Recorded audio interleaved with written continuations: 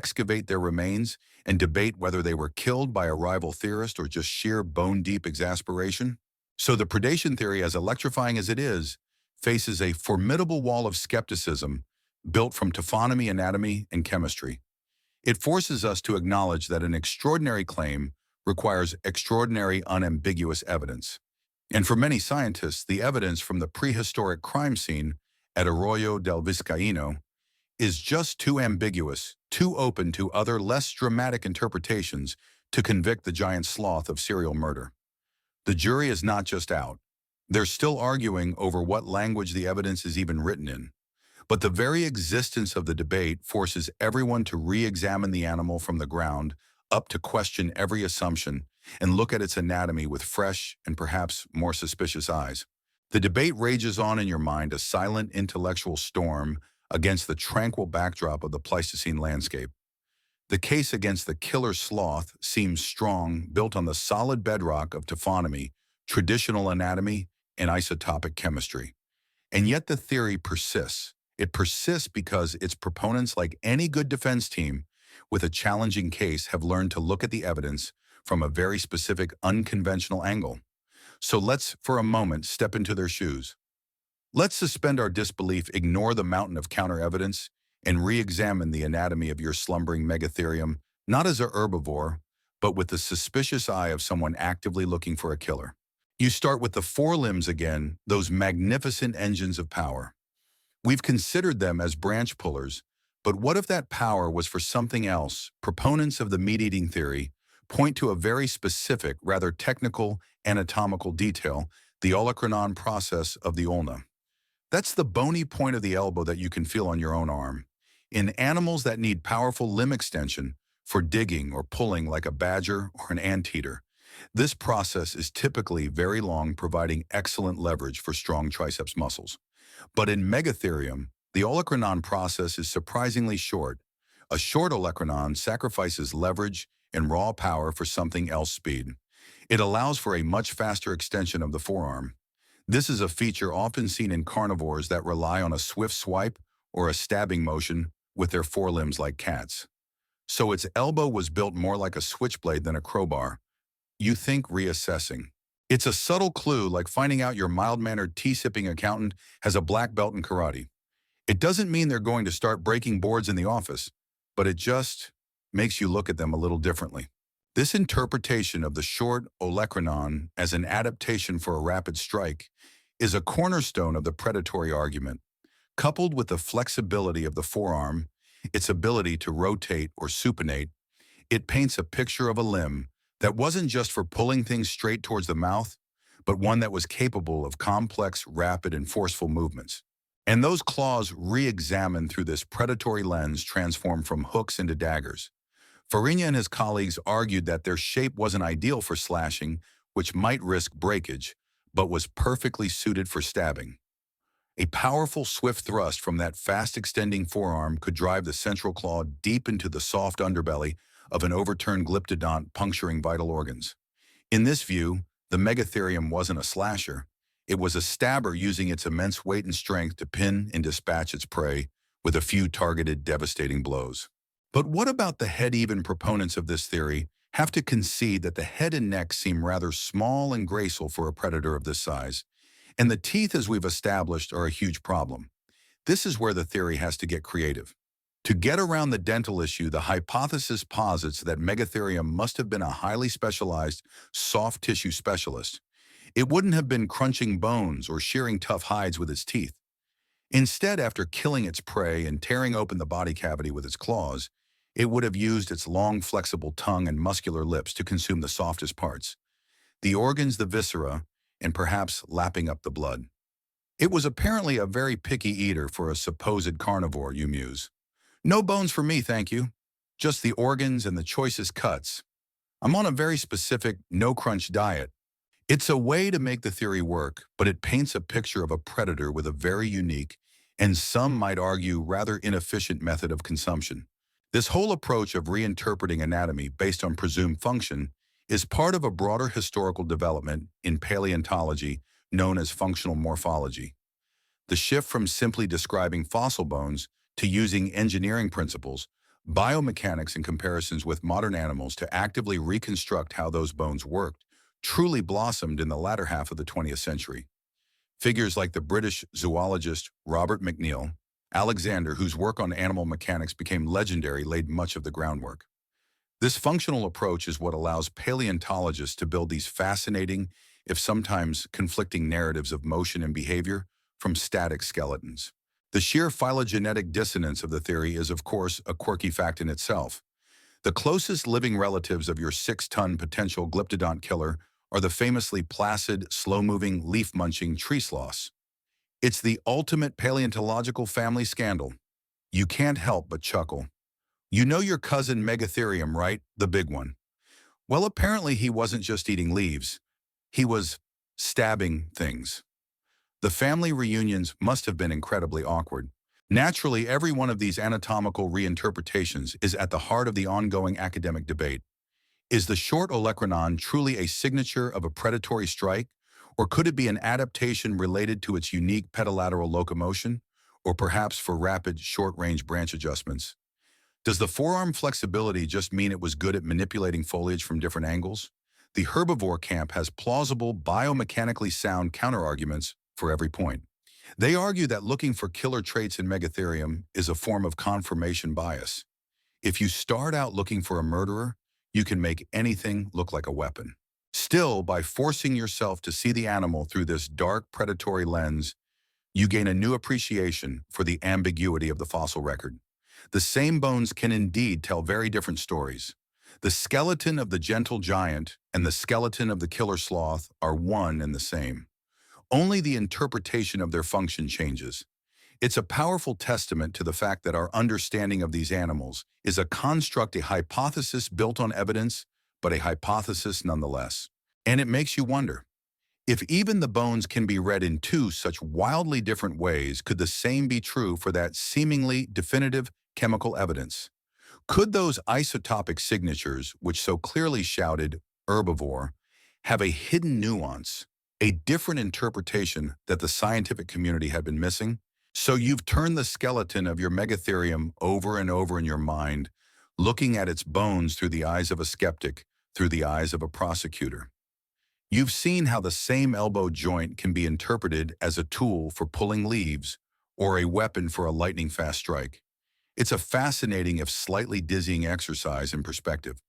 But now you arrive at the chemical evidence, those stable isotopes that seem to slam the door shut on the killer sloth theory with such scientific certainty.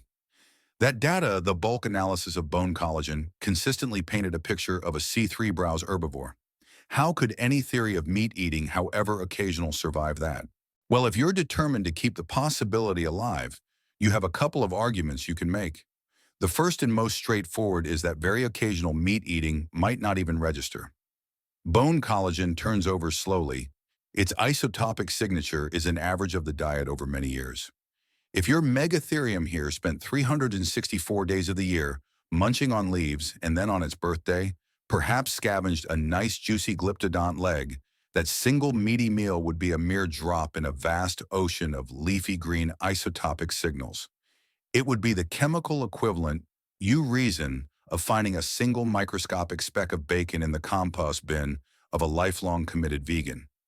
It doesn't mean they eat meat every day, but it's a detail that might make you say, Proponents could argue that the herbivorous signal doesn't preclude rare opportunistic meat consumption.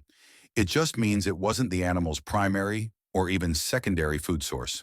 The second argument is to quibble with the baseline, to suggest that maybe the isotopic values of the South American Pleistocene environment were unusual in a way that masked an omnivorous signal. This is generally a harder case to make, as it requires a lot of evidence to overturn established baseline models, but it's a line of inquiry that scientists always have to consider. But the most exciting development, the thing that truly reopened the case from a chemical perspective, is the advent of newer, more powerful analytical techniques. This isn't your grandfather's isotope analysis. You think watching a cloud drift lazily over your giant sloth. This is the new high-tech. We're going to read your most secret dietary diary entries from 30,000 years ago, version of bone chemistry. I'm talking about something called compound-specific isotope analysis of individual amino acids, or CSIA-AA, if you want to sound particularly impressive at your next dinner party. It's a brilliant, if mind-bogglingly complex technique. Remember that the bone collagen we've been talking about is a protein, and proteins are just long chains of building blocks called amino acids. With bulk analysis, you're getting one average isotopic value for the whole protein chain.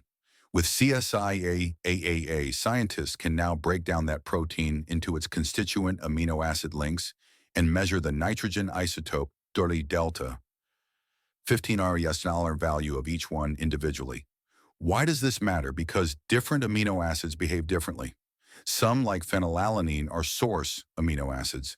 Their nitrogen isotope value doesn't change much as they go from the food to the consumer. Others, like glutamic acid, are trophic amino acids. Their nitrogen value gets significantly bumped up with each step up the food chain. By comparing the delta to 50 gun, intolerant values of a source amino acid and a trophic amino acid from the same sample, scientists can calculate an animal's trophic position with much greater accuracy and, crucially, with much less dependence on knowing the exact isotopic baseline of the local environment. It's a much more robust internal measuring stick for where an animal sat on the food chain. Honestly, you might joke to yourself, at this point, it would be easier to just invent a time machine, pop back, and ask the Megatherium what it had for lunch. But the temporal paradox paperwork is a nightmare, so we separate amino acids instead. The development and application of this cutting-edge CSIA-AA technique to paleontological questions really gaining steam in the 2000s and 2010s is a legitimate historical event that is currently transforming the field. It's allowing scientists to reinvestigate fossils that were previously analyzed with bulk methods and ask more nuanced questions. It's a quirky fact that this level of detailed chemistry involving acid hydrolysis to break down proteins and gas chromatography to separate the amino acids before they even get to the mass spectrometer is all being done to answer a question as primal as, what did you eat? It's like taking apart a Swiss watch with a sledgehammer and a laser beam just to figure out what makes it tick. The level of intricate work is astounding. So, could this new technique finally solve the Megatherium mystery? The application of CSIA-AEA to Megatherium fossils is right at the frontier of current research, and as you can imagine, it's the subject of intense academic debate. If this new, more powerful method were to analyze Megatherium collagen and return a trophic level value that is definitively, unambiguously herbivorous, it would be the strongest nail yet in the coffin of the killer sloth theory. However, if it were to show a trophic level slightly even fractionally higher than all the other known contemporary herbivores, well, that would be explosive. It wouldn't necessarily mean it was a top predator, but it would be the first robust chemical evidence that something other than plants was a regular enough part of its diet to be recorded in its amino acids. It would give huge support to the opportunistic scavenging or even predation hypotheses. This is the cutting edge. Scientists are actively working on these kinds of analyses, and the results are eagerly awaited by the entire paleontological community. Every new paper is scrutinized, every data point debated. How does fossilization affect the preservation of different amino acids? Is the signal from one bone fragment representative? The debate is as complex as the technique itself, but it means the story isn't over. The bones of your Megatherium, which have been silent for so long, might just be about to speak again this time, with a clearer, more detailed, and perhaps much more surprising voice than ever before. The high-tech world of amino acid analysis, with its promise of a more definitive answer, feels a million miles away from the primal, windswept landscape you currently inhabit in your mind. You pull your focus away from the microscopic secrets locked inside your Megatherium's bones and cast your gaze outwards across the vast, undulating plains of Pleistocene South America. If we are to truly entertain these radical ideas of scavenging or even predation, we need to understand the world it lived in, not just as a collection of plants, but as a living, breathing, and sometimes dying community of animals. What or who was on the menu should our giant sloth have decided to browse from a different section of the food catalog? You scan the horizon. This is not an empty world. It's a savanna or perhaps a sprawling pampas, teeming with life on a scale that beggars belief. This is the stage upon which Megatherium played its part, and the cast of characters was truly spectacular. You can almost see them hazy in the distance, or partially obscured by patches of tall, coarse grass. They're a herd of toxodon, great barrel-bodied creatures, like a cross between a rhinoceros and a hippopotamus, grazing placidly, their heavy heads low to the ground. They are immense powerful and would have been a formidable source of carrion.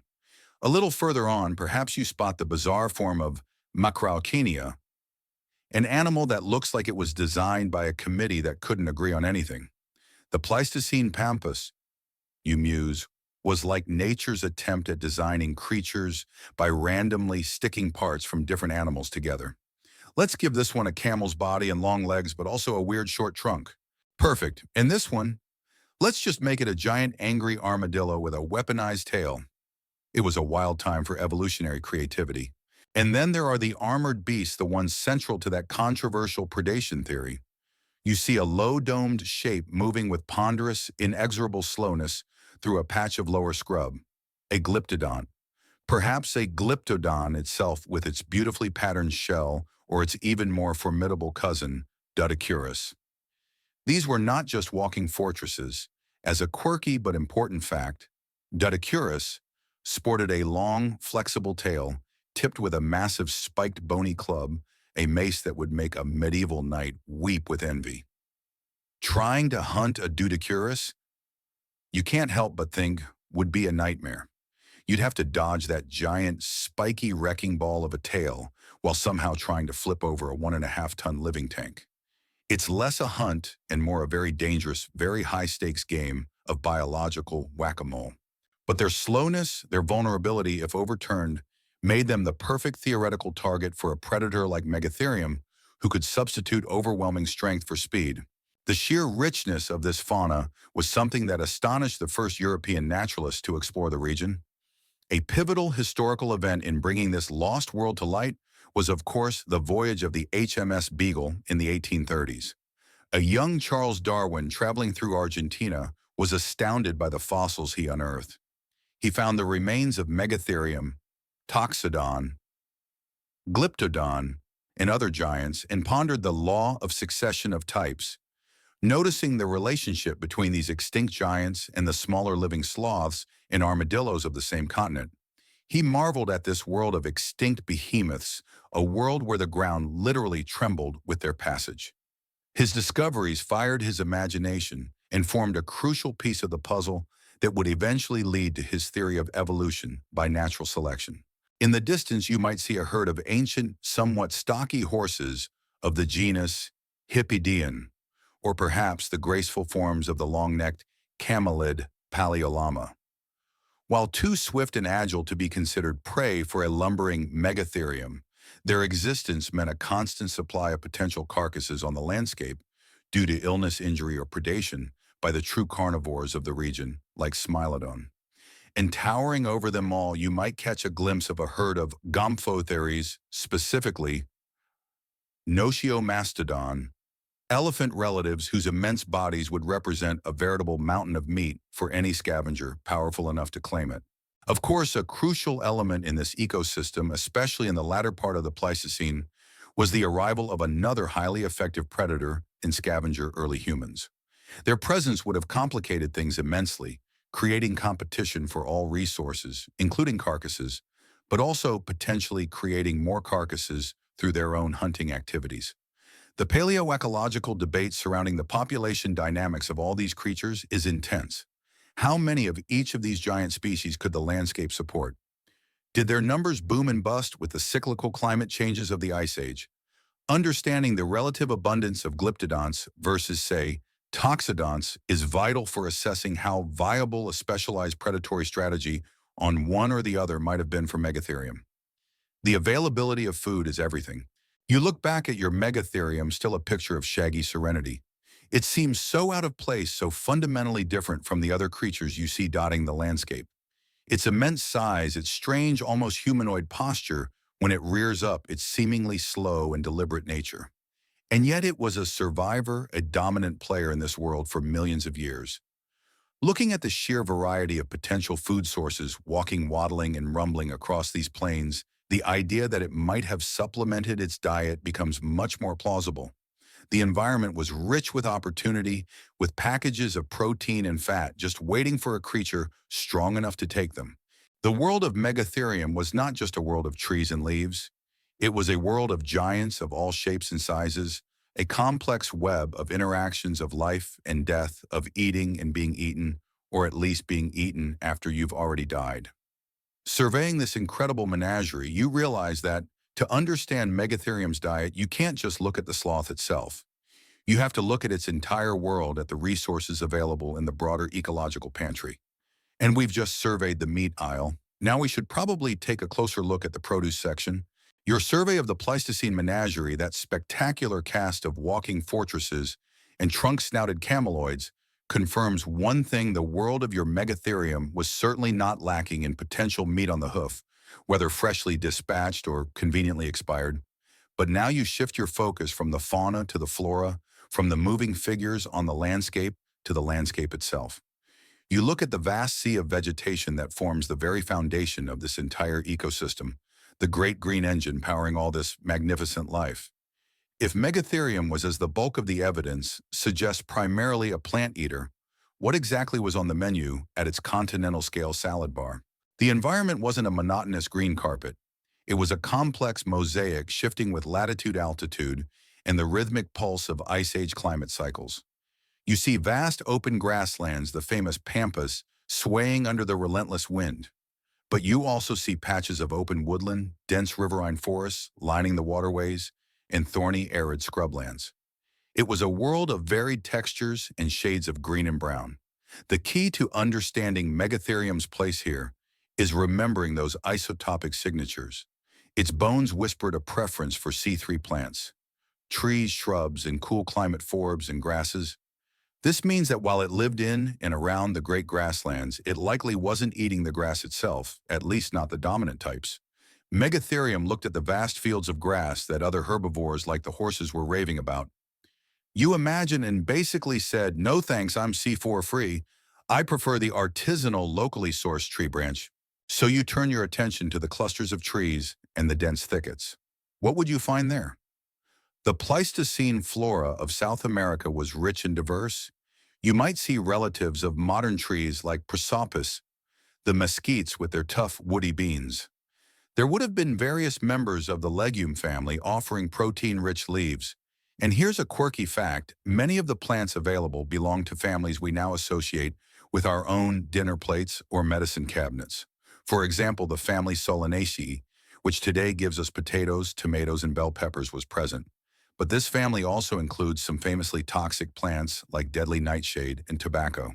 So our giant sloth, you speculate, might have been munching on a distant non-poisonous cousin of the potato, or perhaps getting a mild unintentional nicotine buzz from some wild proto-tobacco plant. We can only speculate on its dietary vices. Of course, the plants wouldn't have just offered themselves up willingly.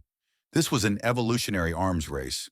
Many of these shrubs and trees would have been armed with formidable defenses, sharp thorns, tough fibrous leaves coated in waxy cuticles, and a cocktail of bitter or toxic chemical compounds designed to deter herbivores. Eating some of these plants, you think, was probably like getting into an argument with a very large, very stubborn rose bush. You might win and get the food, but you're not walking away without a few scratches. This is where Megatherium's size and strength would have been invaluable.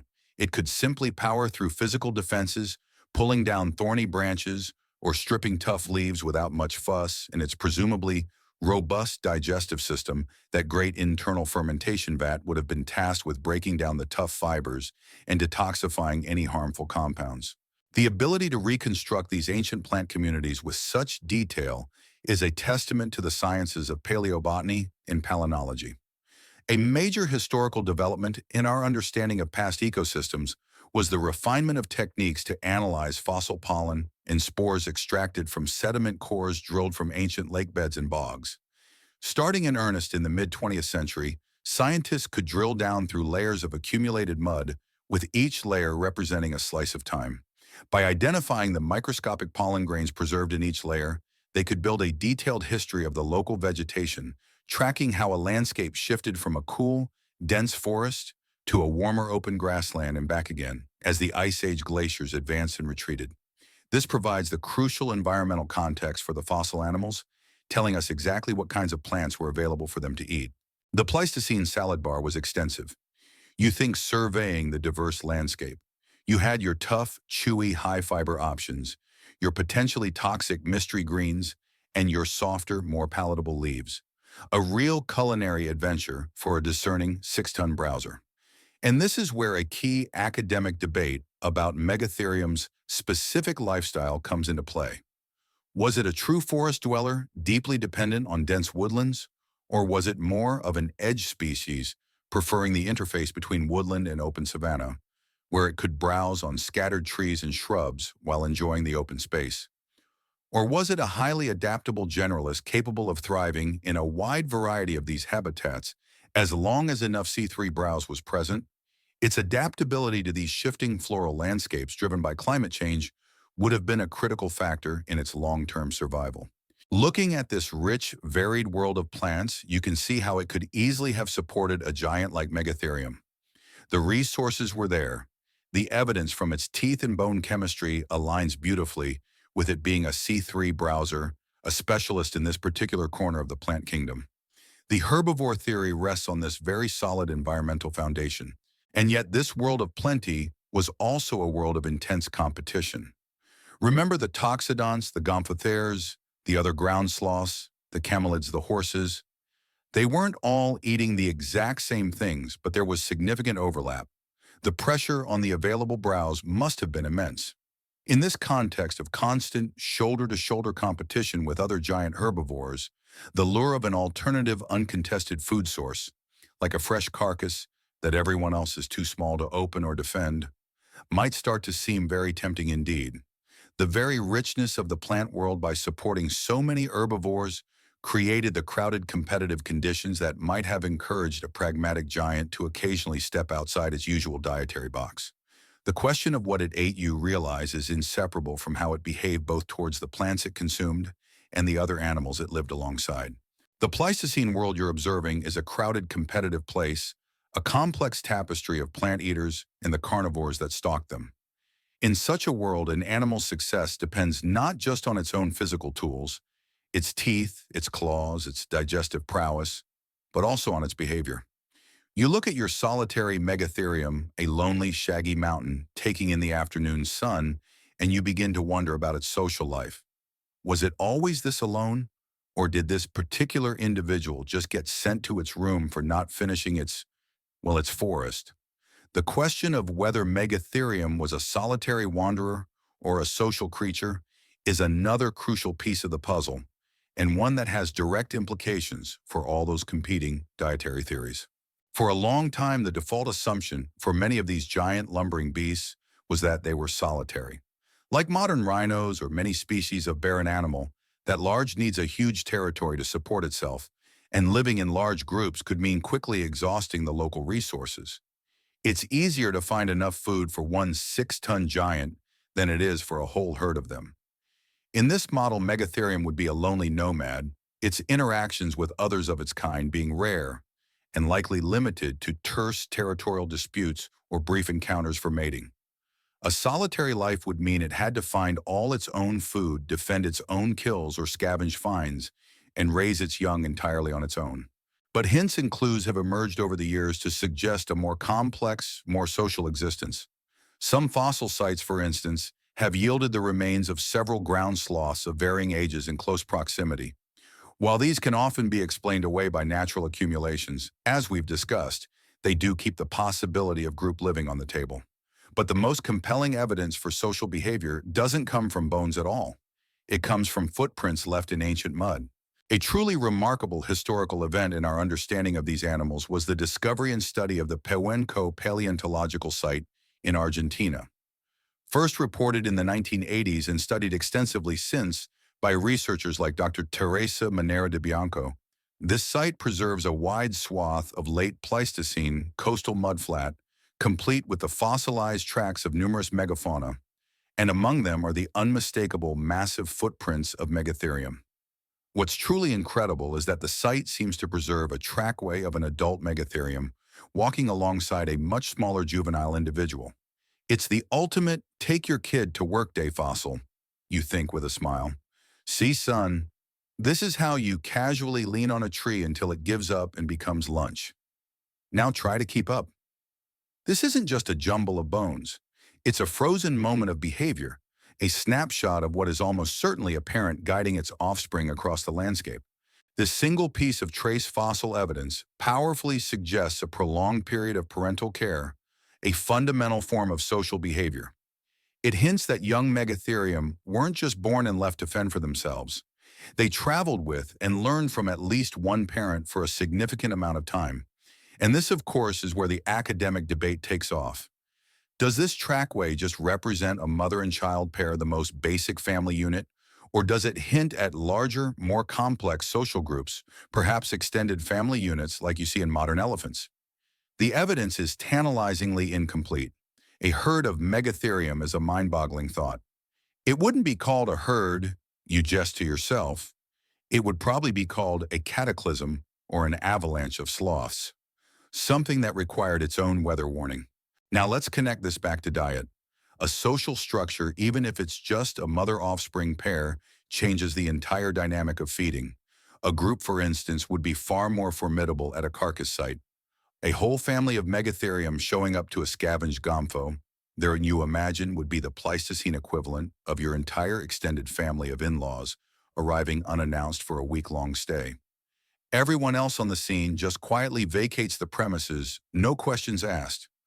A group could more easily defend a kill or a found carcass from even the most determined pack of dire wolves or a short-faced bear. Sociality could also play a role in finding food. In elephants, older matriarchs hold vast stores of knowledge about where to find water and food, especially during lean times. Could Megatherium have had a similar social structure where knowledge of prime, browse spots, or seasonal resources was passed down through generations? It's speculative, but plausible. And if we entertain the most extreme theory, active predation, could a group have cooperated? The thought of two or more of these giants working together to topple a large, dangerous glyptodont is the stuff of prehistoric nightmares. A truly terrifying thought, but one that can't be entirely dismissed if they were indeed social. The social dynamics themselves are fun to imagine, a quirky thought for a quiet afternoon. I wonder if they had arguments, you muse, probably very slow, very deep arguments that lasted for 3 days and involved passive-aggressively toppling the other's favorite tree as a show of displeasure. And you can certainly picture the challenges of raising a young Megatherium, a creature that was likely clumsy, curious, and already several hundred pounds at a young age. You can almost hear the low, rumbling parental sigh. I told you not to play with the glyptodonts, son, you'll break a claw. Now come on, finish your branches. So the question of whether your Megatherium there is a lonely wanderer by nature or just temporarily alone remains open. The evidence from Pei and Co. confirms at least some level of social bonding, but the full extent of their group dynamics is still a mystery. It's yet another layer of complexity, another variable that must be plugged into our ever-evolving equation of what it meant to be a Megatherium. Its diet wasn't just shaped by its teeth and claws or by the plants and animals in its world, but also potentially by its relationships with its own kind. Perhaps to find another clue, it's time to look away from these extinct giants for a moment and towards their only living relatives, the small, strange, and famously slow sloths of today. The question of your Megatherium's social life, whether it was a lonely giant or the head of a rumbling, earth-shaking family, adds another intricate knot to the dietary puzzle. Sometimes when the fossil record of a creature is enigmatic, it helps to look at its living relatives to see if any family traits, any echoes of behavior or biology have survived the ravages of time. So in your mind, you pull back from the vast, dusty plains of the Pleistocene and zoom in on the lush, dripping rainforest canopies of modern Central and South America. Here, clinging to the branches, live the only surviving members of the sloth lineage, the famously unhurried two-toed and three-toed sloths. At first glance, the comparison seems almost absurd. It's like comparing a house cat to a tiger, you think. Sure, they're both felines, but one of them curls up on your lap, and the other one considers your lap a convenient appetizer. The details matter. Your Megatherium is a 6-ton terrestrial behemoth that could look a giraffe in the eye. A modern sloth is a 5 to 15-pound tree-dwelling creature that moves with the electrifying speed of a melting glacier. Modern sloths move so slowly, you reflect that algae literally grows in their fur. If Megatherium moved that slowly relative to its size, a single step might have taken all of Tuesday morning. Yet despite these chasmic differences in scale and lifestyle, they are family. And in their biology, we can see the deep ancestral blueprint of what it means to be a sloth. The most glaring similarity, of course, is their diet. Modern sloths are consummate herbivores, specifically folivores, leaf specialists. Their entire existence is built around the consumption and slow methodical digestion of leaves, a food source that is abundant but notoriously low in calories and difficult to process. This provides the strongest phylogenetic argument for Megatherium's baseline diet. If its tiny living cousins are dedicated vegetarians, it stands to reason that the family business for millions of years has been plants. To cope with this low-energy diet, modern sloths have adopted a suite of incredible adaptations. They have an exceptionally low basal metabolic rate, conserving every possible calorie. They have multi-chambered stomachs that, much like the vat you imagined inside your Megatherium house, symbiotic bacteria to ferment and break down tough cellulose. And their slow, deliberate movements are a direct consequence of this low-energy lifestyle. All of this resonates strongly with the traditional interpretation of Megatherium, a low-metabolism giant built to efficiently process huge quantities of low-grade plant food. This modern understanding stands in stark contrast to how these creatures were first perceived. In a notable historical event of zoological description, the 18th century French naturalist Georges-Louis Leclerc, Comte de Buffon, gave one of the first detailed accounts of a modern sloth, and he was, to put it mildly, unimpressed. He described it as an evolutionary blunder, a miserable, defective creature whose slow, awkward movements and seeming sadness were signs of nature's fallibility.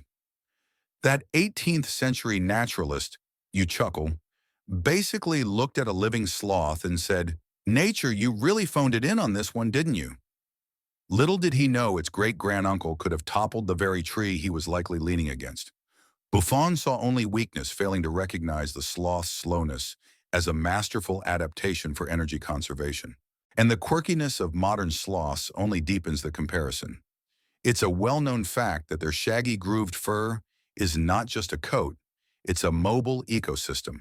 It can host a specific species of algae that gives the sloth a greenish, camouflaging tinge, as well as fungi, beetles, and even a particular type of moth that lives almost its entire life in the sloth's fur, only leaving to lay its eggs on the fresh dung the sloth provides on its once-a-week trip to the forest floor. It's a walking, self-fertilizing garden, a high-rise apartment complex for a whole community of freeloaders. Your Megatherium living on the open plains likely had a very different, less verdant roster of tenants in its fur, but this deep connection to its environment is a shared family trait. However, the comparison isn't all straightforward support for the gentle giant model. The very extremes of modern sloth adaptation are at the heart of a major academic debate. Can we really extrapolate the super low metabolic rate of a small arboreal animal to a multi-ton terrestrial one? Gigantism often comes with its own set of metabolic rules.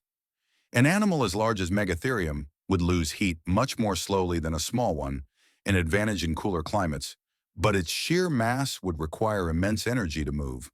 So was its metabolism low for a mammal in general, or just low for its gigantic size, which might still be quite high overall? The answer has huge implications for the diet debate. A truly low metabolism would make pure herbivory more feasible. A relatively higher one would strengthen the case for needing an occasional high-calorie supplement from scavenging. And while modern sloths are overwhelmingly herbivorous, there are tiny cracks in that vegetarian veneer. Two-toed sloths, which are slightly more generalist in their diet than their three-toed cousins, have been anecdotally reported consuming things like insect larvae and have been seen investigating bird nests. These are likely rare incidental occurrences, but they show that even within this most dedicated of herbivorous lineages, a flicker of opportunistic behavior exists. It's a faint echo, perhaps, of the pragmatism that might have led its giant ancestor to investigate a fresh carcass. So looking to the modern sloths provides both confirmation and complication. They are a powerful testament to the family's deep-rooted commitment to a leafy, low-energy lifestyle, strongly supporting the herbivorous foundation of any Megatherium theory. But they also show that the sloth way of life is one of strange, unique adaptations, and that even the most dedicated vegetarian might not be 100% pure. The vast differences in size and environment, however, mean that Megatherium wasn't just a modern sloth scaled up. It was its own entirely different beast, an experiment in gigantism that took the family blueprint and adapted it for a world of sweeping plains and colossal competitors. Looking at the tiny, slow-moving sloths of today gives you a sense of Megatherium's deep family history, its ancestral blueprint. But comparing a 6-ton giant to a 10-pound branch hanger, as you've realized, can only tell you so much. To truly understand your Megatherium's place in the world, you need to see it not just as a sloth, but as a giant.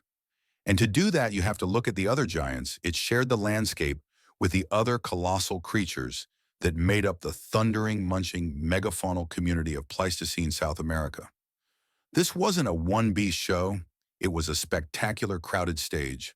You lift your imaginary binoculars again, scanning that sprawling pampas dotted with woodland patches. The sheer diversity of large herbivores is astounding. Your Megatherium, with its isotopic signature screaming C3 browser, was a specialist focused on the leaves of trees and shrubs, but it was surrounded by other specialists who had chosen different paths. Out on the vast open grasslands, you see herds of stocky, sturdy Hippidion, an extinct genus of horse, their heads bowed as they crop the C4 grasses that your Megatherium so studiously ignored.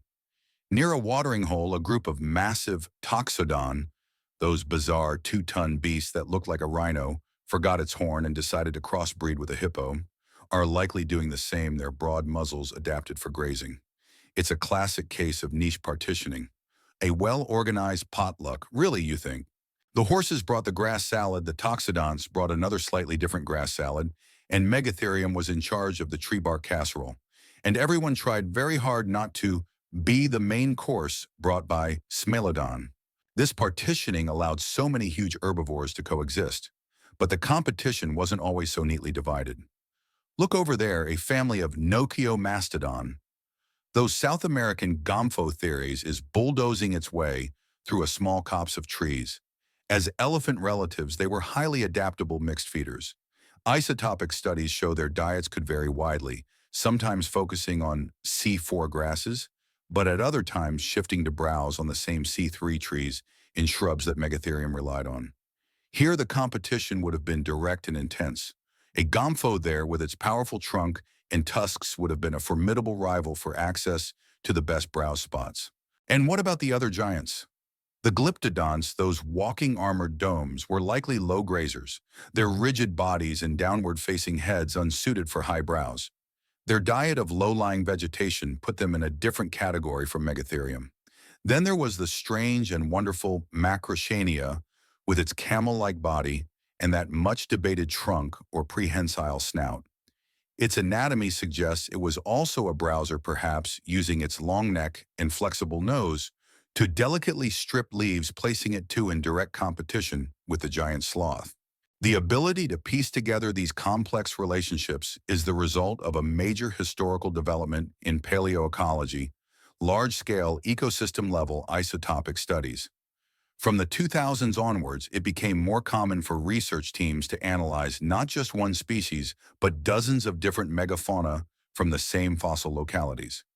By plotting the carbon and nitrogen isotope values for every major player, Megatherium, Smilodon, horses, Gomphotheres, bears, they could reconstruct a chemical snapshot of the entire food web, mapping out who ate whom and who ate what.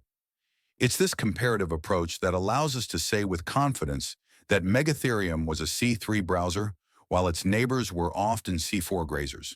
Comparing your Megatherium's chemical signature to that of a known top predator from the same environment, like Smilodon, is particularly revealing. The saber-toothed nitrogen isotope values are consistently high, reflecting a diet of pure meat sourced from these various herbivores. The giant short-faced bear, Arctodus simus, often shows up as a high-level omnivore, its signature indicating a mixed diet of meat and plants. Megatherium's signature, in stark contrast, consistently clusters down with the primary consumers, the plant eaters. This is powerful evidence. For it to have been a significant predator or scavenger, its nitrogen signature would need to be elevated, sitting somewhere between the other herbivores and the true carnivores. And in most studies, it simply isn't. Of course, the fine details of these ecological relationships are still a matter of intense academic debate. How much dietary overlap was there, really, between a Megatherium and a Notiomastodon? Did they prefer different species of trees? Did one browse higher and the other lower? Did one prefer more open habitats than the other? These subtle differences could have been enough to allow them to coexist without constantly being at each other's throats for the same leafy meal. Understanding these nuances is the current frontier of this research. It's a quirky thought, but the sheer weirdness of some of these contemporary animals is astounding. Toxodon, for example, had continuously growing curved teeth, a bit like a rodent. Imagine a rhinoceros-sized guinea pig. You chuckle. That was essentially a toxodon. The Pleistocene was nothing if not imaginative. The coexistence of so many giants also means the landscape must have been dotted with their colossal droppings. A true specialist, you ponder, could probably have navigated by them. Ah, a field of gumpho their dung. I must be heading east. A scattering of toxodon pellets, the watering hole must be near. By placing your Megatherium in this broader context, you see it more clearly. It wasn't just a giant sloth. It was a highly specialized giant sloth, a master of a particular dietary niche, the highbrows of C3 plants. In a world full of other giants who had mastered different niches, this specialization was likely the key to its success, allowing it to thrive for millions of years without being outcompeted by the grazers or more adaptable mixed feeders. But specialization, as is so often the case in evolution, can be a double-edged sword. While it allows for great success in a stable environment, it can become a fatal vulnerability when that environment changes and your preferred food source dwindles. But for now, in this moment, the system works. The community of giants is in a state of complex dynamic equilibrium, your Megatherium. A key player with a well-defined role seems to have its lifestyle figured out, and to manage its highly specialized fibrous diet, it may have employed another trick one used by many other herbivores, and even some reptiles throughout Earth's history, swallowing stones. Seeing your Megatherium in the context of its fellow giants, you get a clearer sense of its specialized place in the world. It was a master C3 browser in an ecosystem of diverse grazers and mixed feeders. But to be a master of any craft, you need the right tools, and to process a diet of tough, fibrous tree branches and leaves, an animal needs all the help it can get. We've considered its ever-growing teeth and its vast, slow-moving fermentation vat of a gut. But some paleontologists have wondered if it might have employed another rather crunchy digestive aid, gastroliths, stomach stones. The concept is a simple and surprisingly common one in the animal kingdom.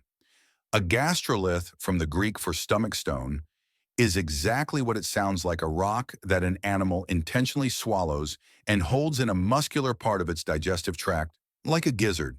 These stones get tumbled around with the food acting like an internal mill, grinding and pulverizing tough material that the teeth couldn't fully break down. It's an incredibly effective way to increase digestive efficiency. Many modern birds, especially large flightless herbivores like ostriches, are famous for it. So are crocodiles, who use them for grinding and possibly as ballast. And most famously, many extinct dinosaurs, particularly the colossal long-necked sauropods, are known to have used them. So the question naturally arises, did Megatherium? You look at its immense torso, that great shaggy barrel, and try to imagine a portion of its gut filled with a collection of smooth tumbling stones, working in concert with the microbial soup to break down its leafy meals. It's the ultimate fiber supplement, you muse. Feeling a bit sluggish after a particularly woody branch?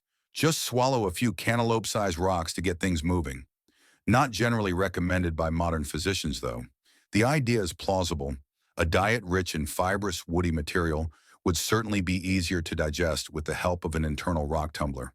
It could have compensated for teeth that, while effective perhaps, weren't the absolute pinnacle of grinding technology compared to the complex enamel ridges of a modern horse. The historical precedent for identifying such stones in extinct giants was firmly established with the study of sauropod dinosaurs. For a long time, piles of unusually smooth polished stones found amongst sauropod skeletons in places like the Morrison Formation of the American West were a puzzle. It was paleontologists like Barnum Brown in the early 20th century who championed the idea that these were in fact gastroliths. This was a major interpretive leap, a legitimate historical event in understanding dinosaur biology, and it set the standard for what to look for a collection of stones found within the abdominal cavity of an articulated skeleton, often of a rock type, foreign to the immediate geology, meaning they had to be swallowed elsewhere, and transported and bearing a characteristic high polish, sometimes called gastric polish, from years of tumbling against each other in a muscular gizzard. And this is precisely where the gastrolith theory for Megatherium hits a rather large evidentiary wall.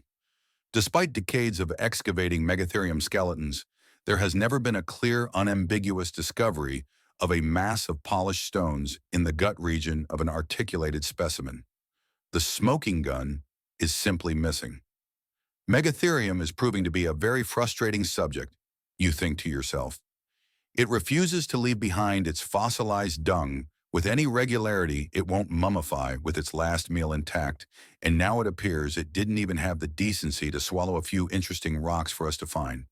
It's like a giant shaggy secret keeper taking its dietary details to the grave. This complete lack of direct evidence is, of course, the heart of the academic debate on the topic. Is the absence of evidence truly evidence of absence? Proponents of the idea might argue that perhaps we just haven't been lucky enough to find a skeleton preserved in just the right way. Gastroliths, after all, are only preserved in context. Once a carcass decomposes and the skeleton becomes disarticulated, any stomach stones would spill out and become indistinguishable from the other random rocks in the environment. Skeptics, on the other hand, argue that after finding so many partial and complete skeletons over the centuries, the fact that not one has been found with associated gastroliths is pretty strong negative evidence. They would maintain that Megatherium's dental and digestive systems were simply sufficient on their own, and it had no need for such a lithic grinding aid. It's a quirky thought to imagine what we might find if it did use them. Modern ostriches are notorious for swallowing anything bright or interesting that fits down their gullet, with farmers reporting everything from coins and keys to nails and bits of wire from their stomachs. If Megatherium had a similar indiscriminate habit, you speculate its fossilized stomach could have been a bizarre prehistoric time capsule containing not just polished river stones, but perhaps a strange, shiny fossil, a sharp bone fragment from another animal, or any other small, unfortunate object it happened to swallow. A paleontologist's dream and a colossal, choking hazard's nightmare. But for now, it remains pure speculation. Without the crucial fossil evidence, the idea that Megatherium used stomach stones is an intriguing hypothesis based on analogy, but nothing more. It's a fascinating what-if that highlights the creative, comparative thinking that paleontologists use to try and understand the biology of these long-extinct creatures. You can almost see the beautiful, rounded, polished stones in your mind's eye tumbling slowly in the darkness of the giant's gut, a testament to its hypothetical quest for digestive efficiency. It had its own internal rock tumbler. You think patiently transforming rough stones into beautiful, polished gems over thousands of meals. It wasn't just a herbivore, it was a slow-motion, involuntary jeweler. The gastrolith question is another dead end for now, at least. So you're brought back to the fundamentals, the one thing that connects all these theories from herbivory to predation to digestive aids, energy. At the end of the day, every dietary strategy is about one thing: acquiring enough calories and nutrients to power the machine. And for a machine as vast and magnificent as the Megatherium before you, the sheer scale of that energetic challenge is the ultimate key to understanding its life. The question of whether your Megatherium used stomach stones, you realize, is a side quest in the grander, more fundamental epic of its existence. That epic is a story written in the simple, brutal language of calories. Every single thing this creature did, from the slow blink of its eye to the ponderous swing of its mighty clawed arm, was dictated by a relentless internal ledger of energy spent versus energy gained.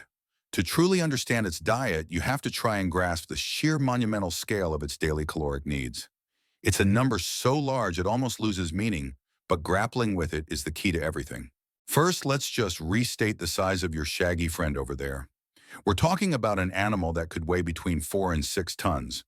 Let's take 5 tons or about 5,000 kilograms as a working number.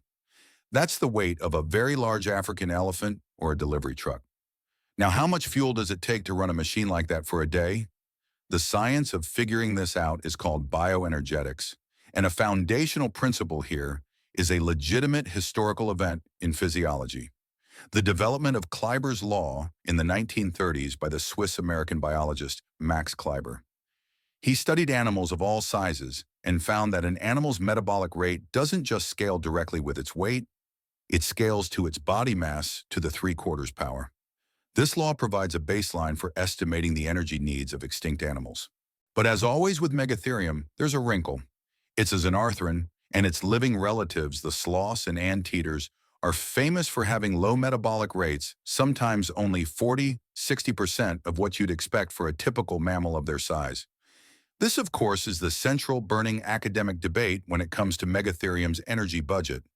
Was it a low-energy sloth adhering to the family tradition of thriftiness? Or did its immense size and active terrestrial lifestyle force it into a higher metabolic bracket closer to that of an elephant? Figuring out its metabolism is key, you think. Was it running on a hyper-efficient eco mode, like a tiny biological hybrid car? Or was it the prehistoric equivalent of a giant SUV with terrible gas mileage? The answer changes the entire calculation. Let's run some very rough numbers. A standard mammal of 5,000 kilograms might have a basal metabolic rate requiring something in the neighborhood of 50,000 to 70,000 kilocalories per day. That's just to lie still and not die. Add in the energy needed for walking, foraging, staying warm, and digesting, and the number balloons. If it had a lower sloth-like metabolism, that number might be closer to 30,000 or 40,000 kilocalories. Let's be generous and stick with the lower end. So at a bare minimum, it needed tens of thousands of calories every single day. Now let's translate that into food. The leaves and twigs that made up its presumed diet are not exactly calorie-dense. A kilogram of fresh leaves might provide, say, 500 to 1,000 usable kilocalories, depending on the plant. So to get 40,000 kilocalories, our Megatherium would need to consume somewhere between 40 and 80 kilograms, roughly 90 to 180 pounds, of fresh foliage every single day. And that's a conservative estimate. The reality was probably much higher. Its daily routine, you surmise, was likely 1% sleeping, 1% vaguely looking at things, and 98% must find more leaves and then stuff them into my face. It wasn't just an animal, it was a mobile, self-propelled deforestation machine on a singular mission. Modern dietitians would have a complete nervous breakdown trying to write a meal plan for it. Okay, for breakfast, we'll start with a light appetizer of one entire acacia tree, followed by a mid-morning snack of a thorny bush. This constant, voracious need for huge quantities of low-quality food dictates its entire lifestyle. It supports the image of a slow-moving creature that spent the vast majority of its waking hours methodically browse, moving from tree to tree, thicket to thicket, in a relentless quest for fuel. There was likely very little time for frivolous activities, and this is where the lure of meat becomes so powerfully tempting from a scientific standpoint. Let's compare the caloric content. A kilogram of animal fat contains roughly 9,000 kilocalories. A kilogram of muscle meat contains around 1,500 to 2,000 kilocalories. It's a quirky but stark fact of biology. It's the prehistoric equivalent. You think of choosing between eating 200 giant flavorless rice cakes or one large deep dish extra cheese pizza. The pizza is just a much more efficient way to get the job done, calorically speaking. A single large scavenged carcass could have provided enough calories to sustain a Megatherium for many days, perhaps even a week. That's a week of not having to constantly forage, a week of conserving precious energy, a week of resting and digesting a single high-value meal. From a purely energetic perspective, the argument for opportunistic meat eating is incredibly strong. It's a shortcut, a life hack in a world where energy efficiency means survival. The fundamental question then becomes, was its anatomy, its behavior, its very being capable of taking that shortcut. This colossal energy budget is the engine that drives all the different dietary theories. The traditional herbivore model says it met the challenge through sheer volume and constant effort. The scavenging and predation theories say it might have supplemented this grind with strategic high-calorie windfalls. Every aspect of its biology we've discussed, its teeth, its claws, its gut, its social life, is ultimately constrained by this unforgiving mathematical reality. It had to balance its immense energy budget every single day for millions of years, and how it managed that feat is the greatest mystery of all, and it's the more dramatic, more sensational possibilities for how it might have done so that have unsurprisingly captured the public imagination. That colossal energy budget we just calculated, the relentless daily quest for tens of thousands of calories, is the central engine of the Megatherium story. It's the problem that all the theories, from the mundane to the monstrous, are trying to solve. And while scientists debate the fine points in academic journals using carefully measured language, the public imagination has a tendency to grab the most exciting, most dramatic solution and run with it. The idea of a killer sloth, a creature that so perfectly subverts our expectations, is simply too good a story to be confined to the dusty pages of scientific literature. It was destined for the screen. And so you see a shift in your mind from the quiet, windswept pampas to the flickering glow of a television or a computer monitor. For a very long time, if Megatherium appeared in popular culture at all, it was as the classic gentle giant. Old books on prehistoric life would depict it as a shaggy, slightly goofy-looking creature, peacefully pulling down a branch, a harmless, oversized curiosity. It was the embodiment of the herbivore theory, big, slow, and about as threatening as a furry mountain. But as the scientific debates began to simmer, and the more provocative theories about scavenging and predation emerged, pop culture found a new, much more compelling character to cast in its prehistoric dramas. A major historical turning point in the public perception of this animal was the landmark 2001 BBC documentary series, Walking with Beasts. Using what was then state-of-the-art CGI, the series brought the Cenozoic world to life with breathtaking vividness. In its episode set in Pleistocene South America, it featured Megatherium prominently. Now, it didn't go full killer sloth, but what it did was revolutionary for the public consciousness. It depicted a Megatherium not just as a browser, but as a kleptoparasite, an animal that steals kills from other predators. The iconic scene showed a massive Megatherium rearing up and intimidating a pair of Smilodon, driving them away from their hard-won kills so it could scavenge. It showcased the animal's immense power, its dominance, and its confrontational side.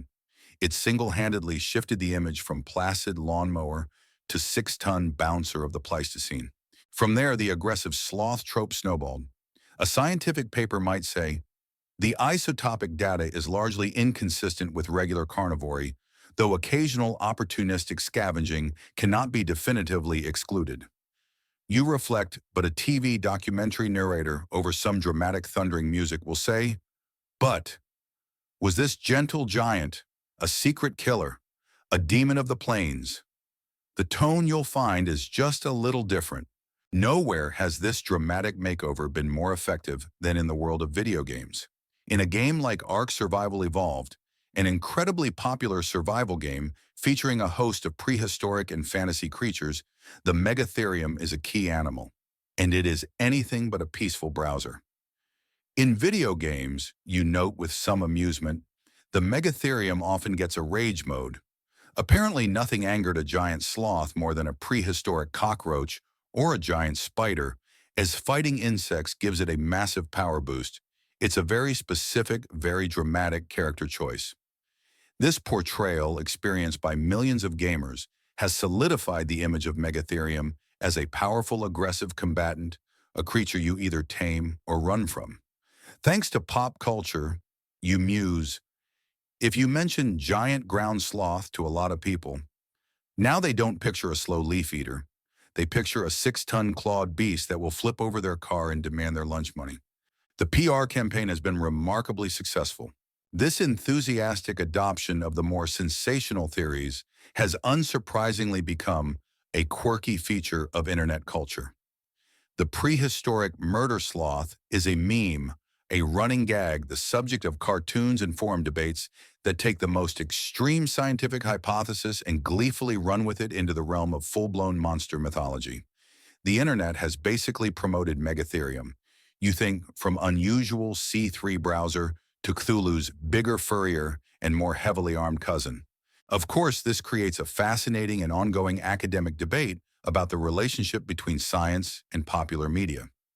Paleontologists often have a deeply ambivalent feeling about these portrayals. On the one hand, a show like Walking with Beasts or a game like Ark generates incredible public interest and excitement for their field. They get people, especially kids, fascinated by these long-extinct animals, which is a wonderful thing. On the other hand, they can dramatically oversimplify or misrepresent the science, presenting a highly controversial and weakly supported hypothesis as established fact, simply because it makes for a better story or more exciting gameplay. Does this ultimately help or hinder public scientific literacy? It's a question with no easy answer. The Megatherium you are watching now, letting out a deep chesty yawn that exposes its simple peg-like teeth, knows nothing of its future fame as a video game boss or a documentary star. It is simply a creature of its time, living according to the biological and ecological rules of its world. The stories we tell about it, whether in scientific papers or on screen, are our own attempts to make sense of its magnificent and still deeply mysterious existence. But to get closer to the truth, we must once again turn away from the thrilling narratives of pop culture and look back at the animal itself, at the hard evidence. And there is another more subtle story written on its teeth, one that goes beyond their basic shape, a story told in microscopic scratches and pits. The dazzling, often misleading spotlight of popular culture fades, and you return to the quiet, patient presence of your Megatherium. The real story, you know, isn't told in dramatic theme music or video game power-ups. It's pieced together from subtle, painstaking analysis of the physical evidence. You've considered the grand architecture of its skeleton, the chemistry of its bones, and now you find your focus narrowing once more, zeroing in on those strange pillar-like teeth. But this time you're looking closer, far closer past the overall shape and down to a scale invisible to the naked eye. You're about to read the fine print, the microscopic story etched onto the very surface of the enamel and dentine by the animal's final meals. This is the world of dental microwear analysis. Think of an animal's tooth as a tool like a cutting board or a millstone. Every time it's used, the material it processes leaves a tiny trace. Microwear analysis is the science of interpreting those traces. The basic principle is that different types of food with different physical properties create different patterns of microscopic wear. If an animal is eating relatively soft but tough food like leaves and twigs from trees, the motion of chewing tends to create fine linear scratches on the tooth surface. It's like dragging a fork across a plate of soft cheese. But if an animal is eating food that contains a lot of hard brittle particles, like the silica phytoliths found in many grasses, or just the inevitable grit and dust that gets ingested when eating close to the ground, these hard particles act like tiny points of pressure, creating microscopic pits and craters. It's more like grinding sand on that same plate.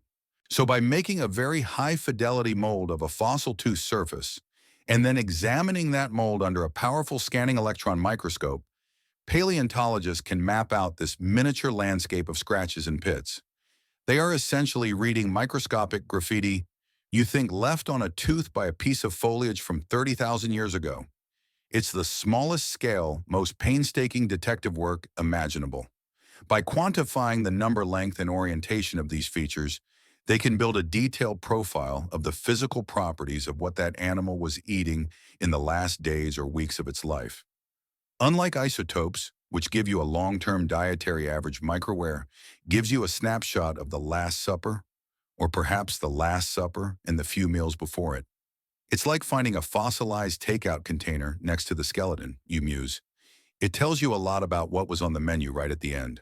This powerful technique wasn't just invented overnight. Its development as a robust tool in paleontology was a legitimate historical event pioneered in the 1970s and 80s by researchers like the late great Alan Walker. He and others did foundational work meticulously studying the microwear on the teeth of modern primates with known diets to establish a baseline. They demonstrated that leaf eaters, folivores, had a different pattern from fruit eaters, frugivores, which in turn differed from insect eaters. This created the crucial comparative context needed to then look at fossil teeth, including those of our early human ancestors, and make well-founded inferences about what they were eating. To build these baseline comparisons, researchers have sometimes conducted controlled feeding experiments, which is a quirky and rather amusing thought. You can just imagine the scene at the primate research cafeteria, you think with a smile. Tonight, Gerald the goat will be dining exclusively on dusty abrasive twigs, while Brenda the sheep gets the extra gritty grass selection. No talking during the meal, please. We don't want to disturb the chewing patterns. It's all for science. This meticulous, sometimes tedious work is what allows for confident interpretations of the fossil data. Of course, the technique isn't without its own set of academic debates. A key one revolves around the turnover rate of microwear features. How long does a scratch or a pit last on a tooth surface before it's worn away and replaced by new ones? Does the pattern you see represent the very last meal or an average of the last few weeks? The answer probably varies between species and depends on the abrasiveness of their diet. Another challenge is taphonomy, post-mortem wear. Scientists have to be incredibly careful to distinguish the microscopic scratches created during the animal's life from those that might have been added after death, perhaps by sand grains blowing over the exposed tooth or by the very process of fossilization. So you have this powerful tool capable of revealing the texture of an animal's last meals. What would you expect to see on the teeth of your Megatherium? If the traditional herbivore theory is correct, and it was primarily a browser of C3 trees and shrubs, its teeth should be dominated by fine scratches with relatively few pits. If, however, it was regularly consuming gritty grasses, which isotopes suggest it wasn't, or perhaps other hard objects, you'd expect to see a higher proportion of pits. And what if the predation theory held any water? Well, meat itself is soft and doesn't leave much of a microwear signal. But if a Megatherium were crunching or grappling with the bones of a glyptodont, you might expect to see some very different, much heavier wear. Deep, coarse scratches, gouges, and perhaps large, irregular pits. The microwear pattern therefore provides another independent test of all these competing dietary hypotheses. It's like a prehistoric credit check. You chuckle. Let's see. Your isotopes say you're a C3 browser, your claws say you're a tree puller, and your microwear analysis confirms, yes, lots of fine scratches, very low pitting. You're approved for the herbivore loan. Congratulations. The question is, what does that microscopic landscape on a real Megatherium tooth actually look like? Does it align perfectly with the gentle giant model? Or does it hold any tiny pitted surprising clues that might point to a more complex or even more shocking dietary life? The answer is waiting there in those incredibly small, incredibly ancient traces.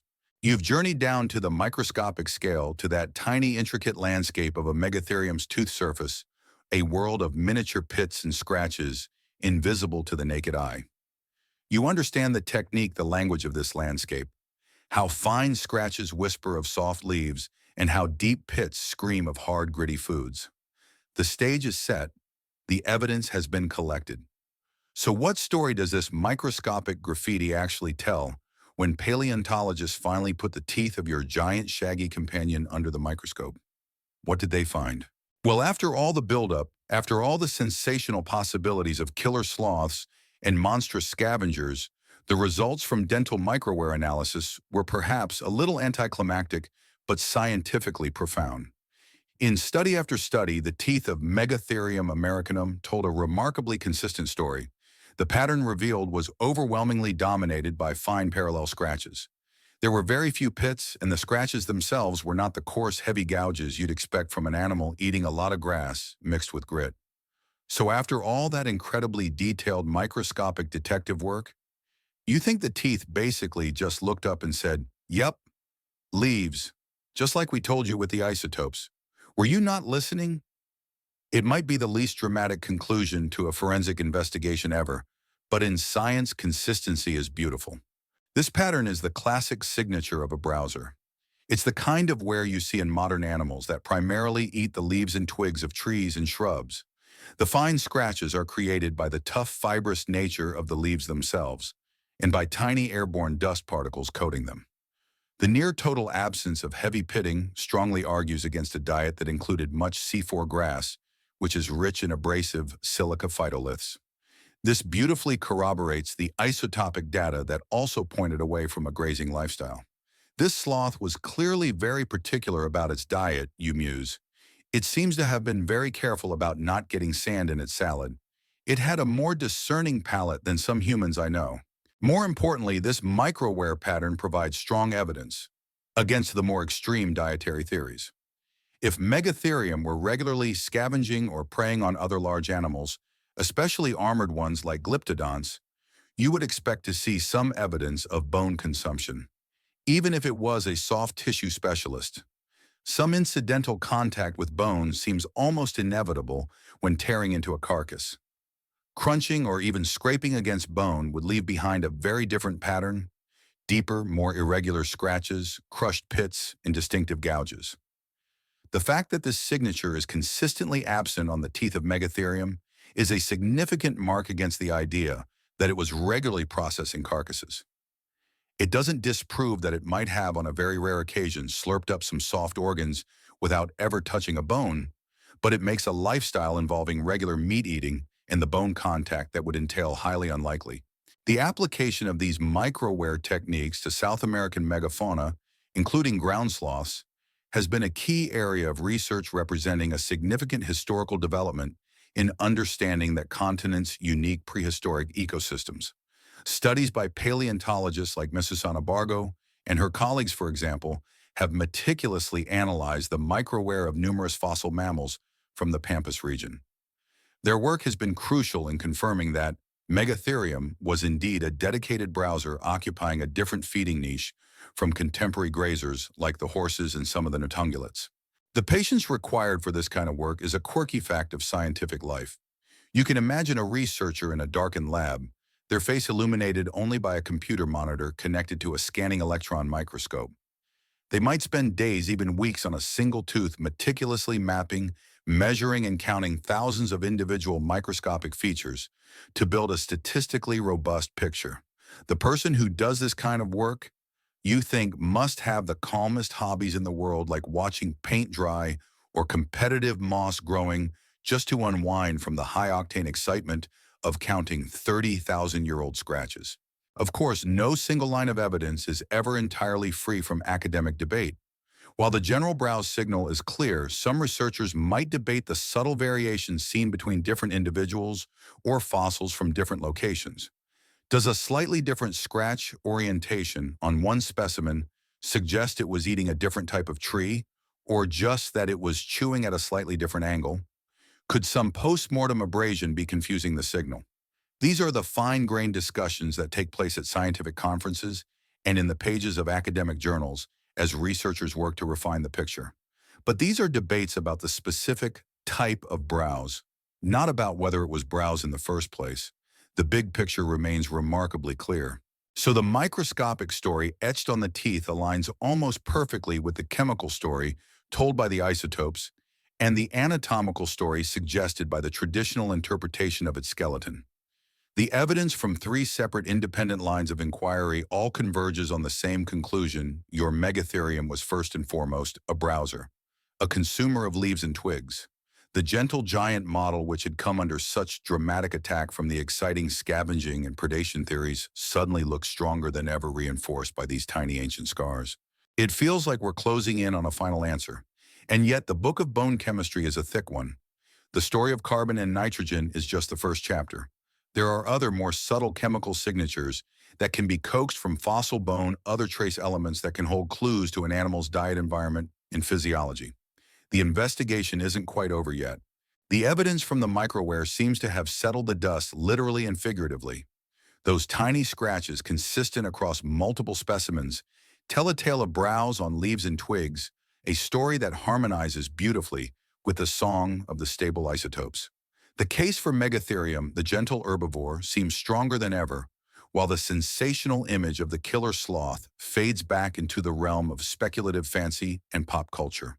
But the quest to understand a creature as magnificent as your giant shaggy companion never truly ends. Paleontologists are a persistent bunch, and they know that bones can hold more than one kind of chemical secret. Beyond the major building blocks of protein, like carbon and nitrogen, bone mineral itself as it forms, incorporates a whole suite of other, much rarer trace elements from an animal's diet and drinking water. It's like when you're painting a house white, but tiny, almost invisible specks of dust from the room get mixed into the paint.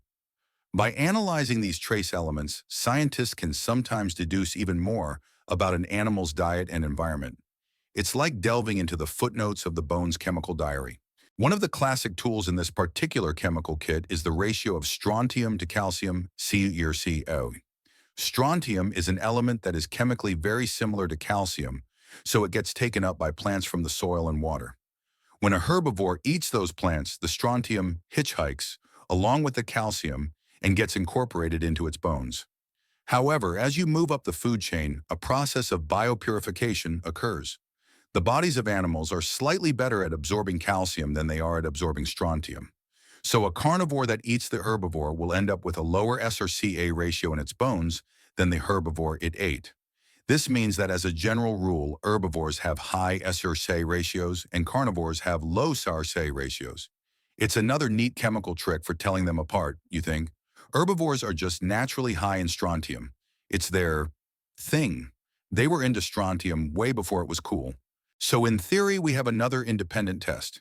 We can analyze the bone mineral of Megatherium, and if it was a herbivore, its SERCA ratio should be high, similar to that of other known herbivores from its environment. If it was a carnivore or a significant omnivore, its ratio should be noticeably lower. And with this technique, it's a very large, very significant, but there's a huge complicating factor, a villain in our paleontological story named diagenesis. It's a $5 word for everything that happens to a bone after it's buried. Diagenesis, you reflect, is the ultimate identity thief for fossils. The bone goes into the ground saying, I am a leaf eater with a high strontium content, and comes out 30,000 years later saying, my name is Bob, and I am now 70% mud and groundwater. It really messes with the data. Over thousands of years, groundwater seeping through the soil can leach out the original trace elements from the bone mineral and replace them with elements from the surrounding rock and dirt. This can completely overwrite the original biological signal, making the results meaningless. The challenge then for anyone using trace element analysis is to prove that their sample is not diagenetically altered. This is the heart of the academic debate surrounding this technique. Scientists have developed all sorts of complex methods to test for alteration, looking at things like the crystalline structure of the bone mineral, or comparing the element ratios in the fossil to those in the surrounding sediment. The preparation of the samples themselves is incredibly rigorous. It's a quirky fact that before a bone sample can be analyzed for its original trace elements, it undergoes a series of aggressive chemical baths. The bone samples have a more rigorous cleaning and skincare routine than a Hollywood celebrity before the Oscars. You muse. Multiple acid washes, rinses in ultra-pure water, no contaminants allowed on the red carpet of the mass spectrometer. The ability to even measure these elements at such low concentrations is a testament to modern technology. The development of machines like the inductively coupled plasma mass spectrometer, ICP-MS, in the latter half of the 20th century was a legitimate historical event for geochemistry and, by extension, paleontology. These machines use a plasma torch hotter than the surface of the sun to atomize a sample and then a mass spectrometer to count the individual atoms of each element, even those present in tiny parts per million concentrations. So what have these technically demanding diagenesis-plagued studies shown for Megatherium? Well, because of the significant challenges, the data is not as abundant or as widely cited as the more robust isotopic or microwear evidence. However, the studies that have been done on samples deemed to be well preserved have generally shown senior CA ratios consistent with a herbivorous diet. The results align with the now familiar story. There's no shocking trace element signature suggesting it was a secret carnivore. But the inherent uncertainty means the evidence is less conclusive than other methods. It supports the herbivore model, but not with the same emphatic voice as the other techniques. It's another piece of the puzzle, but one that's a bit faded and water damaged.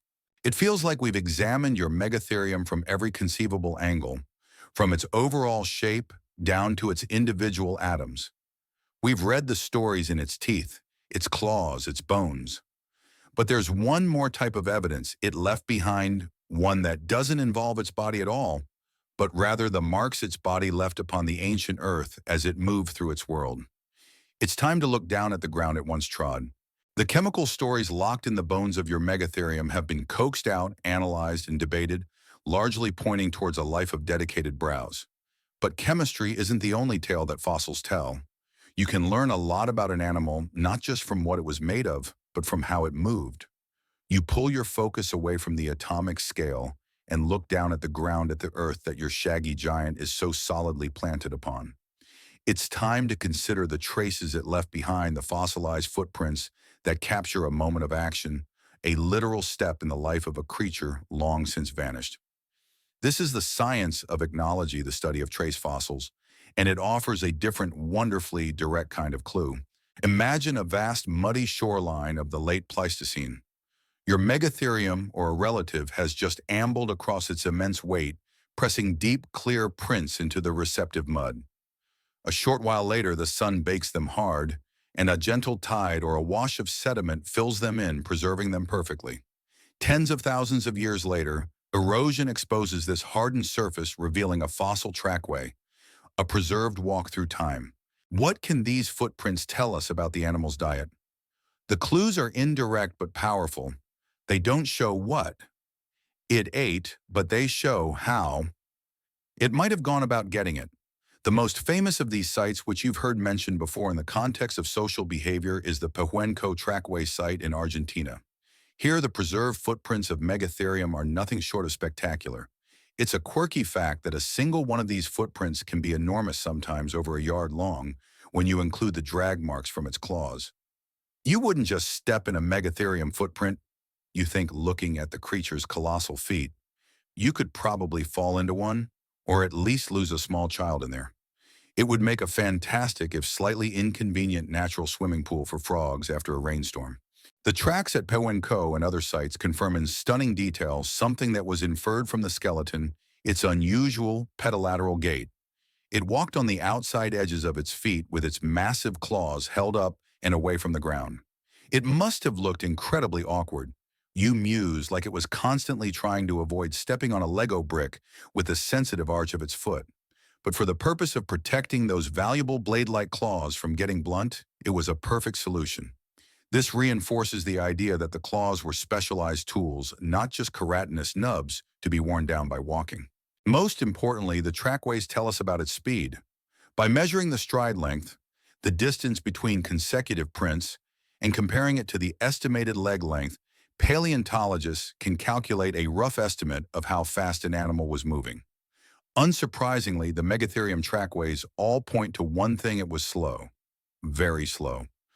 We're talking about a ponderous, lumbering walk, perhaps 2 to 4 miles per hour at a steady pace. There is absolutely no evidence in the fossil record of a Megatherium trackway breaking into a run or a gallop. This is a crucial piece of indirect dietary evidence. It effectively rules out any possibility of it being a pursuit predator. It couldn't chase down a healthy horse or a macrauchenia. Its entire chassis was built for stability and power, not for speed and agility. The killer sloth theory, if it is to survive, must rely entirely on ambush or the dispatching of already trapped or helpless prey. The footprints say this was not a chaser.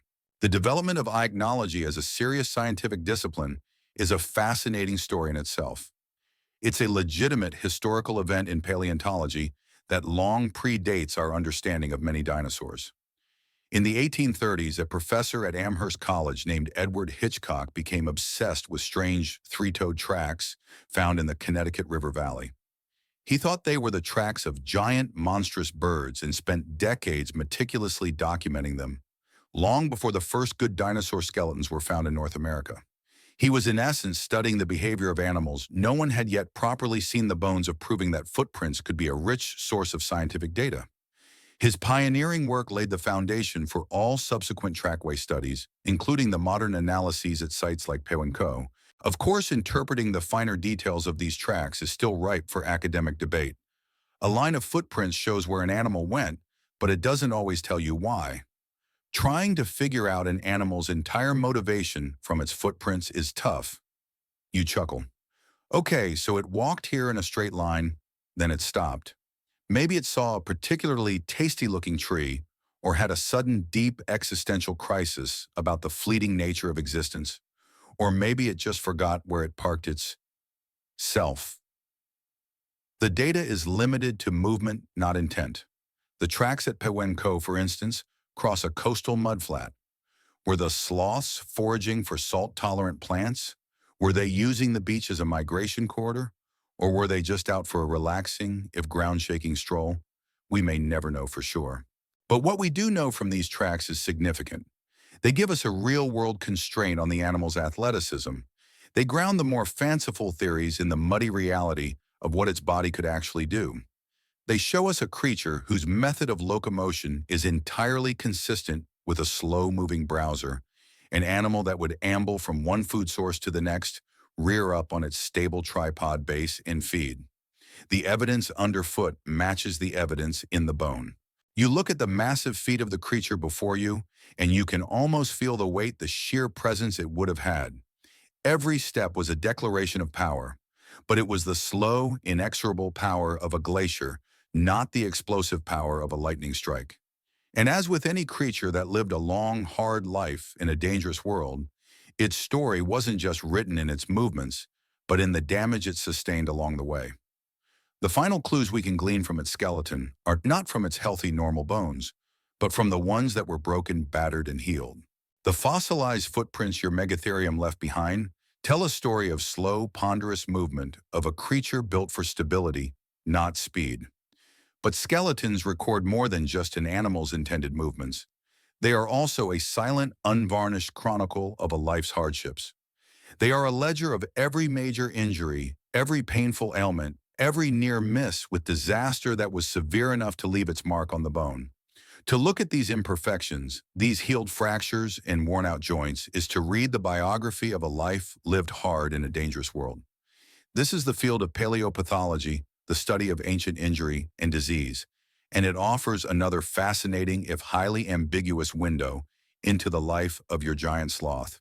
Imagine a paleontologist carefully examining a massive Megatherium rib bone. To the untrained eye, it's just another old bone. But to a paleopathologist, a distinct bumpy callus of excess bone growth along its length is a clear sign of a healed fracture. Finding a healed fracture, you think, is like reading a single dramatic and probably very painful page from the animal's autobiography. Chapter 7, That Time I Picked a Fight with a Tree, the Tree Won. Fossils of these giants are riddled with such stories. Healed ribs are common. Pathological fusion of vertebrae. Evidence of immense strain on the spinal column is often seen. The joints, particularly in the hips and hind limbs, frequently show signs of osteoarthritis, the degenerative wear and tear you'd expect in an animal that spent its life supporting the weight of a small truck. The very existence of these healed injuries is a quirky and impressive fact in itself. It speaks to the incredible resilience of these animals. They didn't have access to modern medicine, physical therapy, or even a comforting bowl of soup, you reflect. Their entire treatment plan for a compound fracture was basically, try not to die and hope it doesn't get infected. And the fossil record shows that sometimes, against all odds, it actually worked. They were tough customers, capable of surviving trauma that would easily kill most other creatures. The ability to even recognize and interpret these signs of ancient disease is a science with deep historical roots. The German physician Rudolf Virchow, working in the 19th century, is widely considered the father of modern pathology. His meticulous work in establishing the principles of how cells and tissues respond to injury and disease was a legitimate historical event that laid the scientific foundation for everything that followed. Paleopathologists today are, in a sense, applying Virchow's principles to patients who have been dead for tens of thousands of years. But here is where it gets truly interesting for our dietary mystery. The exact same pathological evidence, the same set of broken bones and worn joints, can be used to support both sides of the debate. It all depends on how you interpret the cause of the injuries. Let's look at it from the traditional herbivorous point of view. A giant browser's life is not a safe one. Rearing up to pull on a multi-ton tree branch is a risky business. If the branch snaps unexpectedly or the tree itself topples the wrong way, the resulting fall could easily lead to broken ribs or limb bones. Fights between two male Megatherium over mates or territory would have been slow motion but incredibly violent shoving matches between two 6-ton bulldozers, certainly capable of causing serious injury. The arthritis. That's just the inevitable consequence of a long life spent carrying around immense weight. From this perspective, the injuries are simply the normal occupational hazards of being a giant leaf eater. Now let's put on the killer sloth theorist's hat. They look at the same set of injuries and see a completely different story. That high frequency of healed rib and forelimb fractures. That's not from falling trees, they argue. That's from the chaotic, violent struggle of combat. It could be the kick of a dying toxodon, a desperate swipe from a cornered glyptodont, or a clash with a rival carnivore like a short-faced bear over a prize carcass. A confrontational lifestyle, whether as a scavenger or a predator, would be fraught with this kind of danger.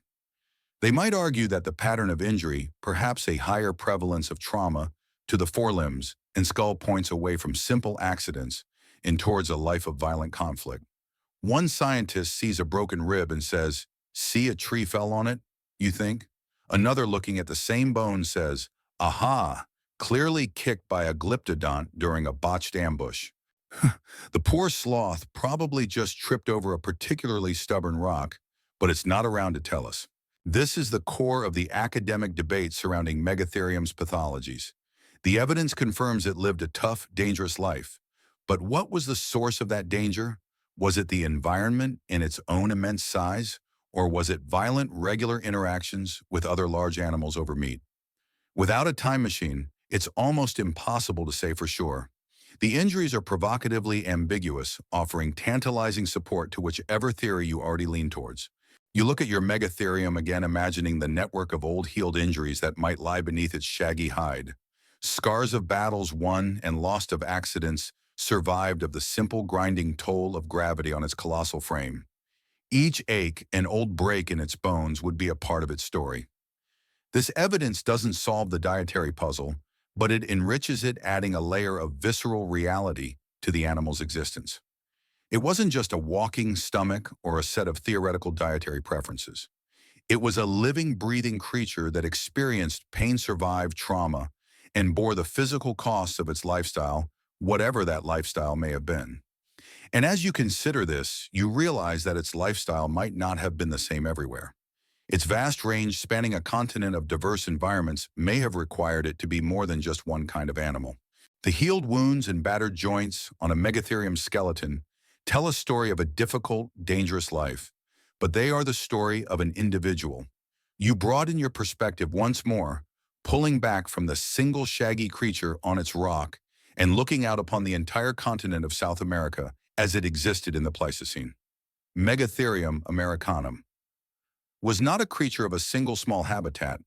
Its fossil remains have been found across a truly vast geographical range, from the temperate grassy pampas of southern Argentina up through the drier, more varied landscapes of Bolivia and into Peru and beyond.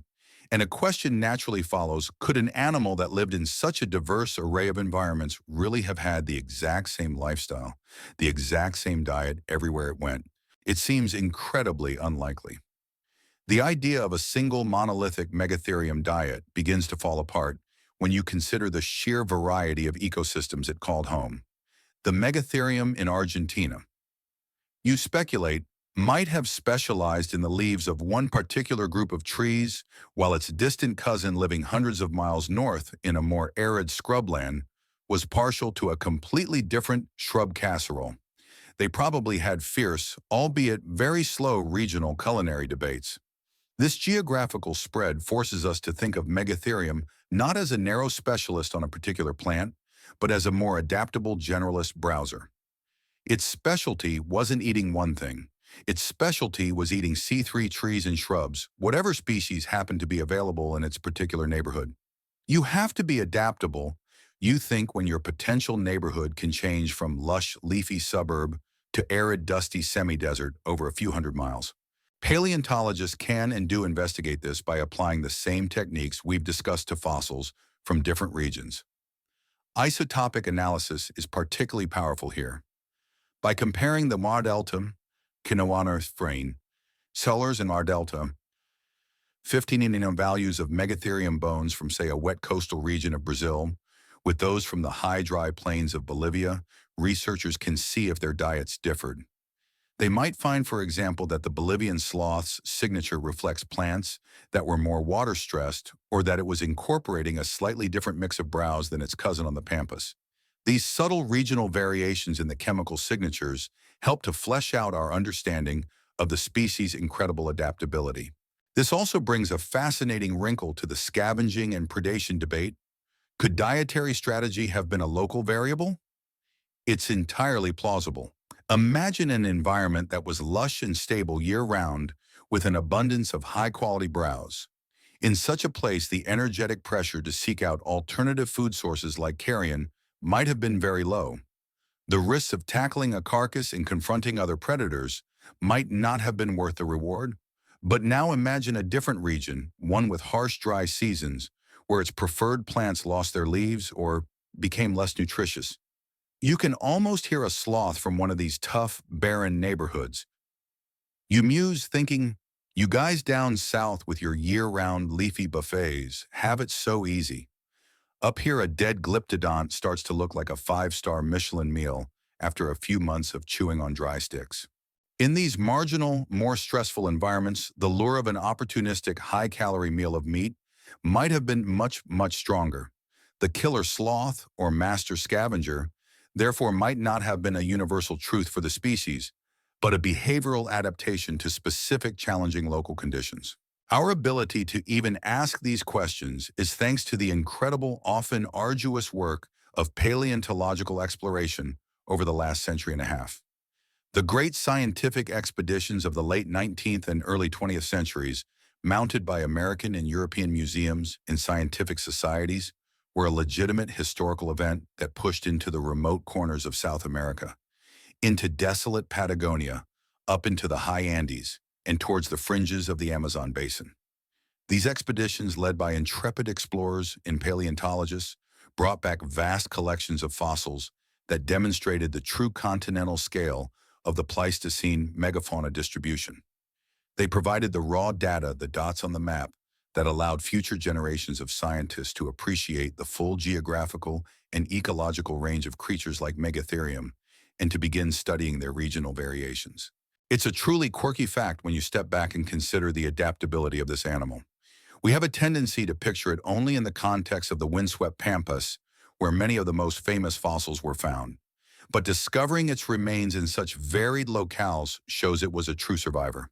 It's like finding out your friend who you thought only ever ate at one specific beloved pizza place in their hometown. You think also secretly enjoyed fine tacos in Mexico, poutine in Canada, and sushi in Japan. You realize they're a much more cosmopolitan and adaptable diner than you ever gave them credit for. Of course, the degree of this dietary flexibility is a major topic of ongoing academic debate. How plastic was its foraging behavior, really? Was it capable of significantly shifting its diet to adapt to different environments? Or was it, despite its wide range, still restricted to a fairly narrow band of optimal habitat that just happened to occur in different parts of the continent? And could its diet have become flexible enough in some regions to regularly include meat? This is where more isotopic studies, more microwear analyses, and more fossil discoveries from these less studied parts of its range are so vitally important. By considering this geographical variation, our picture of Megatherium becomes richer and more complex. It ceases to be a single static entity and becomes a dynamic, widespread species, a collection of populations all grappling with their own unique local challenges. The simple question, what did Megatherium eat, becomes, what did the Megatherium of the Pampas eat in the wet season? Or, what did the Megatherium of the Andean foothills eat during a drought? The answer changes depending on where and when you ask. And that when is the final piece of the puzzle we need to consider. Its diet didn't just vary across space, it almost certainly varied across the immense gulf of deep time. You've considered your Megatherium as an individual, as a member of a potential social group, and as part of a continent-spanning species adapted to different local environments. Now you add the final, most profound dimension time. Your giant sloth is not just a creature of a single moment in the Pleistocene, it is the culmination of a lineage that survived for millions of years, enduring some of the most dramatic environmental upheavals in recent Earth history. Its diet, you realize, was likely not a static menu, but a long, ever-changing story dictated by the slow rhythmic pulse of the planet itself. The key drivers of this change were the great ice ages of the Pleistocene. While we often picture vast ice sheets covering North America and Europe, these glacial cycles had a massive global impact. In South America, they translated into dramatic shifts in temperature and precipitation. During cold, dry glacial periods, the world your Megatherium inhabited would have transformed. The lush C3 woodlands and forests it favored would have shrunk, retreating into sheltered valleys or more humid regions, while vast arid C4 grass-dominated steppes and savannas expanded. Then during warmer, wetter interglacial periods like the one we are technically in, now the forests would march back across the landscape. Megatherium lived through many of these cycles. It was a true survivor of planetary mood swings. This constantly changing landscape would have presented a relentless challenge. The Megatherium had to deal with climate change long before it was fashionable. You think, its solution probably involved a lot of very deep, very slow sighing, and just walking south or north until it found a decent tree again. During those harsh glacial maxima, when its preferred leafy buffet became scarce and fragmented, what did it do? This is where its dietary flexibility would have been tested to its absolute limit. It likely had two options: move or adapt. It could have been a habitat tracker, its populations shifting geographically following their preferred C3 woodland environment as it moved across the continent, or it could have stayed put and tried to adapt its diet. This might have meant being forced to eat less palatable, tougher, more arid adapted C3 shrubs that it would normally ignore. Or perhaps in these times of desperation, it might have finally turned to the abundant C4 grasses, even if its digestive system wasn't optimized for them. And critically, it is during these lean, stressful times that the energetic lure of scavenging would have been at its absolute peak. A single large carcass found on the barren steppe would have been a far more valuable prize than it would have been in a lush, food-rich forest.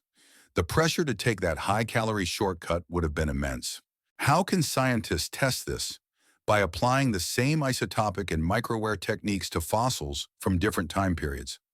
By analyzing a Megatherium tooth from the peak of a warm interglacial period and comparing it to one from the height of a cold glacial period, they can look for subtle shifts in the chemical and physical signatures of its diet.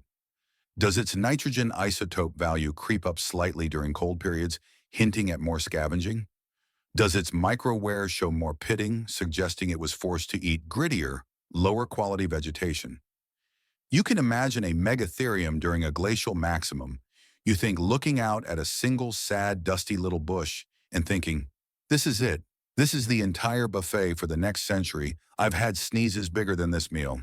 Our ability to even correlate these fossil findings with a detailed climate timeline is thanks to a monumental achievement in Earth science: the development of high-resolution climate records from ice cores drilled in Antarctica and Greenland, a legitimate historical event that came to fruition in the latter 20th century, with projects like the Vostok and GISP-2 ice cores, was revolutionary. By analyzing trapped air bubbles and isotopic ratios in the ice, scientists could reconstruct past atmospheric composition and temperature with incredible precision year by year for hundreds of thousands of years. This gave paleontologists the detailed climate calendar they needed to see exactly how faunal and dietary changes lined up with global climate shifts. It's a truly quirky and humbling fact that these vast, epoch-spanning climate changes, which dictated the fate of entire species like your Megatherium, were largely driven by tiny predictable wobbles in the Earth's orbit around the Sun, known as Milankovitch cycles. It's the ultimate form of long-distance passive-aggressive meal planning by the solar system. You muse. You think you're a big, tough, 6-ton giant making your own choices, but really you're just a puppet whose entire continental menu is being controlled by the Earth's slightly eccentric orbital tilt. It certainly makes you feel small, Of course, the exact resilience of Megatherium to these climatic shifts is a matter of ongoing academic debate. Was it a masterful adapter capable of shifting its diet and range with ease as the world changed around it? Or did each glacial cycle represent a period of intense population stress, causing local extinctions and pushing the species to the brink? The answer likely lies somewhere in between and probably varied across its vast range. Its long-term survival for millions of years proves it was on the whole incredibly successful at weathering these storms. But this long-term perspective adds the final crucial layer of context to its dietary story. Megatherium wasn't just one thing. It was a dynamic lineage, a species whose diet and behavior were in constant, slow-motion flux, responding to a world that refused to stand still. The placid herbivore you see before you, basking in the sun of a warm interglacial, might be the descendant of ancestors who had to be much more rugged, much more pragmatic perhaps, even a bit more carnivorous, to survive the harsh realities of the preceding ice age. Its story is not a snapshot, it's a long and epic film. And as you consider its profound impact on the world around it, you start to see it not just as a consumer, but as an architect of its own environment. Your Megatherium, this magnificent survivor of countless climate shifts, was more than just a passive character on the Pleistocene stage. It was a force of nature in its own right, a creature so large and with such a voracious appetite that its very presence would have profoundly shaped the world around it. You've been thinking about what the environment did to your giant sloth, but now you flip the script. You start to ponder what your giant sloth did to its environment. This wasn't just a resident of the landscape. It was an architect, a slow-motion, 6-ton ecosystem engineer. The concept of an ecosystem engineer refers to a species that significantly modifies, creates, or maintains habitats. Think of beavers building dams and creating wetlands, or prairie dogs creating vast networks of burrows that alter soil and support other species. Megatherium, by virtue of its immense size and its feeding habits, was undoubtedly one of the most impactful engineers of its time. Megatherium, you reflect, was the original landscape architect of the South American plains. Its design philosophy was less is more, especially when it came to dense, inconveniently placed thickets of trees. Imagine it at work. As a C3 browser, it would have spent its days consuming vast quantities of leaves and branches from trees and shrubs. This relentless browse pressure would have acted like a constant pruning service for the entire ecosystem. It would have thinned out dense woodlands, preventing them from becoming impenetrable thickets, and instead maintaining them as open park-like savannas. And remember the theory that it could pull down or topple smaller trees to get at the best leaves. Each time it did so, it created a gap in the canopy that allowed sunlight to stream down to the forest floor. This would have spurred the growth of a whole different community of sun-loving plants, increasing the overall biodiversity of the habitat. When a Megatherium moved through a forest, you think it didn't just pass through. It redecorated. It left a lasting impression both literally on the ground with its massive footprints and figuratively on the entire plant community. Then there's the other end of the digestive process. A creature eating hundreds of pounds of plant matter every day is going to produce a truly staggering amount of dung. These colossal droppings would have been vital for nutrient cycling. The sloth would consume nutrients locked up in tree leaves in one area and then deposit them in a highly concentrated, nutrient-rich pile of fertilizer somewhere else entirely. These dung piles would have become fertility hotspots, creating patches of incredibly rich soil that would support lush plant growth, which in turn would attract insects and smaller herbivores. It was basically a giant mobile fertilizer bomb, you chuckle, with a built-in time-release seed planting function. And that seed planting function is another crucial part of its ecological role.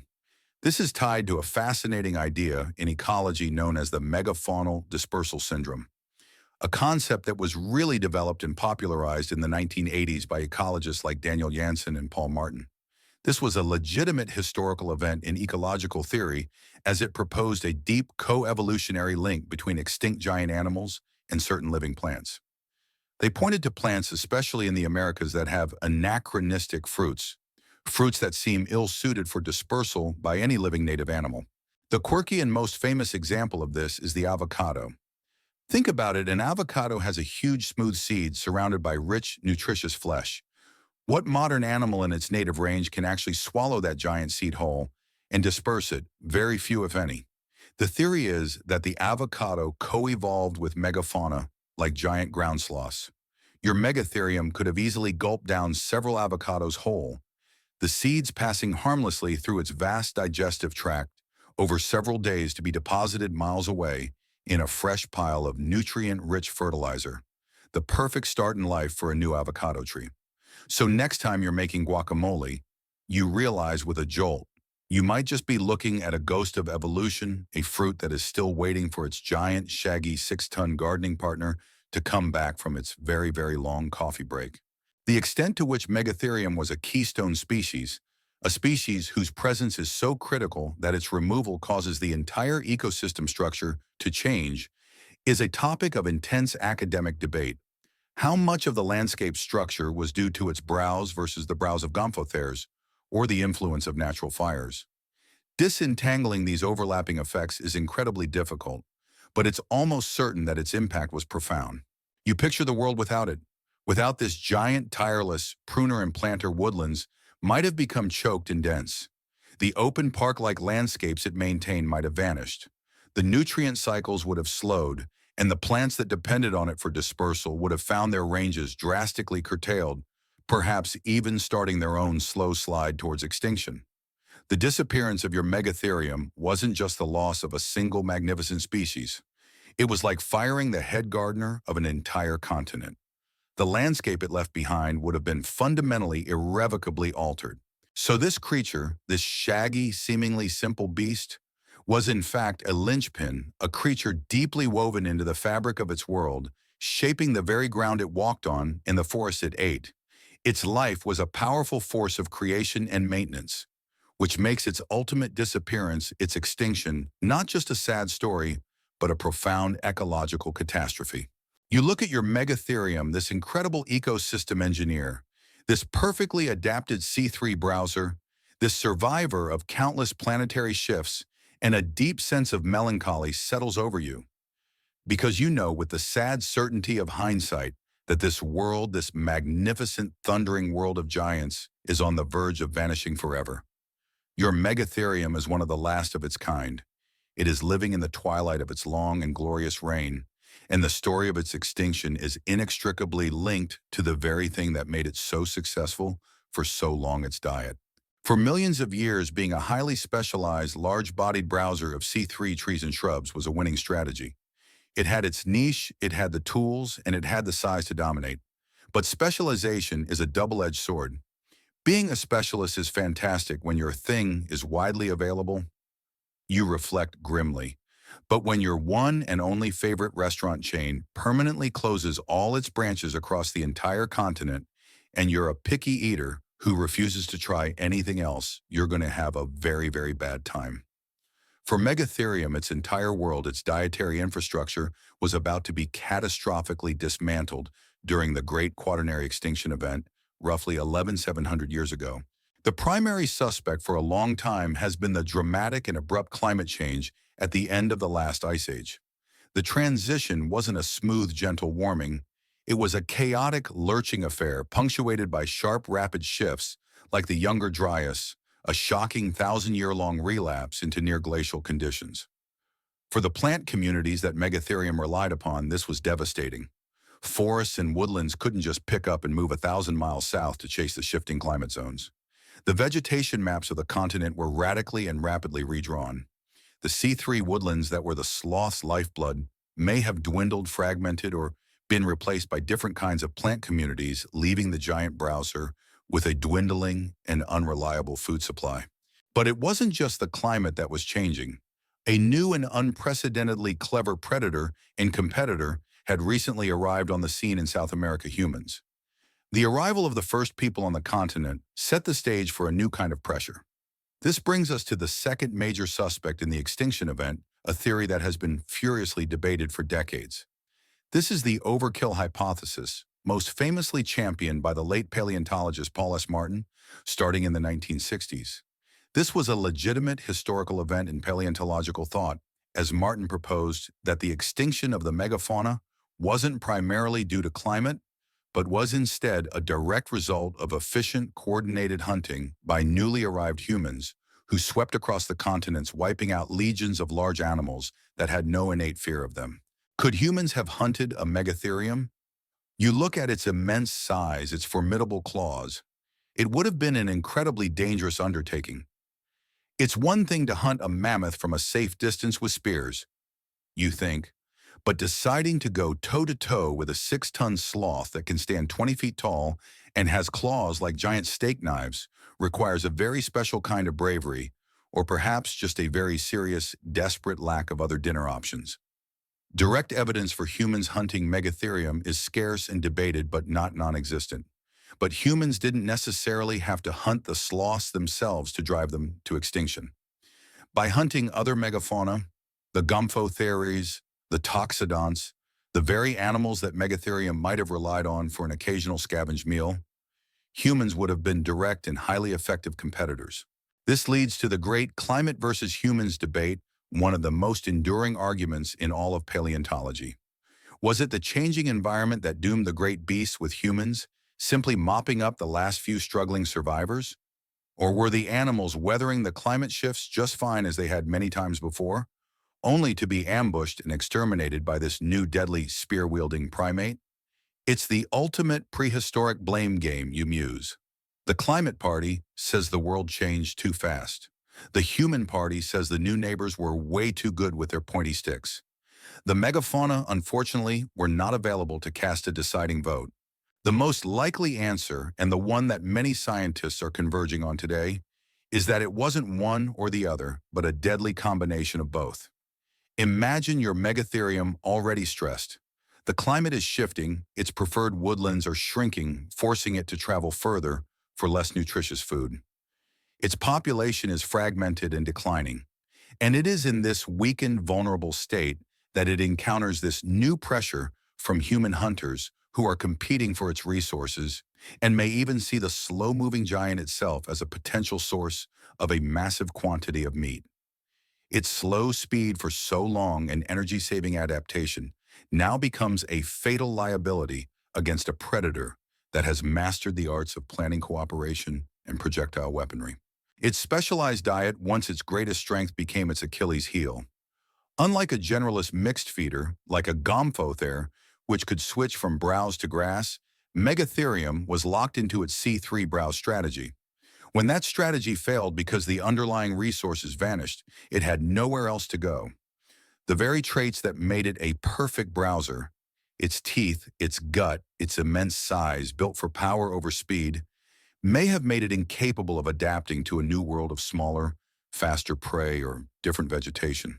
You watch your gentle giant, now a symbol of a lost world, and you can almost feel the chill in the air. It's not just the evening drawing in, it's the cold breath of extinction.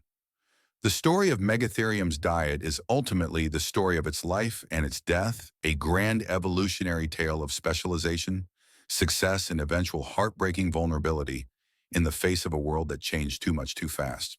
The twilight deepens on the Pleistocene plains, and the air around your magnificent shaggy Megatherium grows cooler.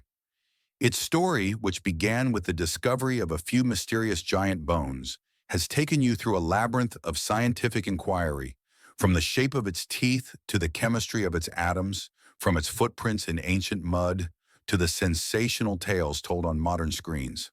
We've explored the evidence for herbivory, the whispers of scavenging, and the shocking accusation of predation. So after all this, where does the scientific community stand today? What is the final modern consensus on the diet of this incredible creature? Well, after the dust from all the dramatic debates has settled, the verdict is in some ways a return to where we started, but with a much deeper, more nuanced understanding. So after everything you reflect, after all the arguments and all the advanced techniques, the scientific community has largely concluded that the giant 6-ton creature that looks for all the world like a giant leaf eater was in fact a giant leaf eater. Sometimes the most obvious answer is the right one, even if it's less exciting. The overwhelming consensus view today is that Megatherium americanum was first and foremost a primary herbivore. The evidence for this is simply too powerful and comes from too many independent lines of inquiry to ignore. The structure of its teeth is undeniably that of a plant grinder, not a meat slicer. The isotopic signatures from its bones, both the bulk collagen and the more advanced amino acid analyses, consistently place it at the trophic level of a C3 browser. The detailed microwear on its tooth surfaces shows the characteristic fine scratches of an animal eating leaves and twigs, not the pits of a grazer or the gouges of a bone crusher. Its immense gut was clearly a fermentation vat for processing huge volumes of plant matter. Its slow, ponderous locomotion, confirmed by trackways, is entirely inconsistent with a pursuit predator. This is the solid foundation upon which our modern understanding rests. However, the consensus is not the same as the simple 19th century view of a placid, one-dimensional vegetarian. Science now acknowledges the complexities and possibilities that the more extreme theories brought to light. The idea of opportunistic scavenging, for example, is no longer dismissed out of hand by everyone. While there is no direct smoking gun evidence for it, many researchers concede that it's ecologically plausible. They might argue that if a Megatherium stumbled upon a fresh, undefended carcass, it's hard to imagine it would simply walk away from such a massive, easily accessible package of calories. So while not considered a primary or even regular part of its diet, very occasional scavenging is often treated as a cannot be definitively ruled out possibility. The predation theory, the killer sloth hypothesis, remains far more controversial and is certainly not part of the consensus view. The vast majority of paleontologists find the evidence from Arroyo del Vizcaíno unconvincing, arguing that taphonomic processes are a more likely explanation for the fossil assemblage. The anatomical and isotopic hurdles for a predatory Megatherium are just too high for most to overcome. However, the theory has been incredibly valuable to the science. It forced researchers to rigorously re-examine every piece of evidence and to justify the herbivore model, not just assume it. Science has basically put the killer sloth theory on academic probation, you might say. We see what you're saying, and it's a very interesting story, but you're going to need a lot more unambiguous evidence before we let you into the main textbook. For now, you can wait over there in the fascinating but highly unlikely corner with the aquatic apes and the psychic cephalopods. The current state of research is a testament to a major historical development in paleontology, the era of multi-proxy big data synthesis. Instead of relying on just one line of evidence, researchers now integrate data from anatomy, biomechanics, stable isotopes, microwear, trace fossils, paleoclimatology, and genetics to build a much more holistic and robust picture of the past. The consensus on Megatherium's diet is strong precisely because all these different independent methods largely point in the same direction, even if they have different levels of precision. It's a quirky fact of modern science communication that this sober, evidence-based consensus is often completely overshadowed in the public sphere by the more thrilling but far less supported fringe theories. Telling someone who loves the idea of the murder sloth from their favorite video game that it was actually a dedicated vegetarian, you think Riley, is like telling a child that Santa Claus is merely a symbolic figure representing the spirit of seasonal consumerism. It's factually accurate, but emotionally a bit of a letdown for some. The killer sloth gets the movie deal. The C3 browser gets a detailed entry in a university textbook. The real academic debate today is not about whether Megatherium ate plants, but about the finer details of that herbivorous lifestyle. How adaptable was it to different types of C3 browse?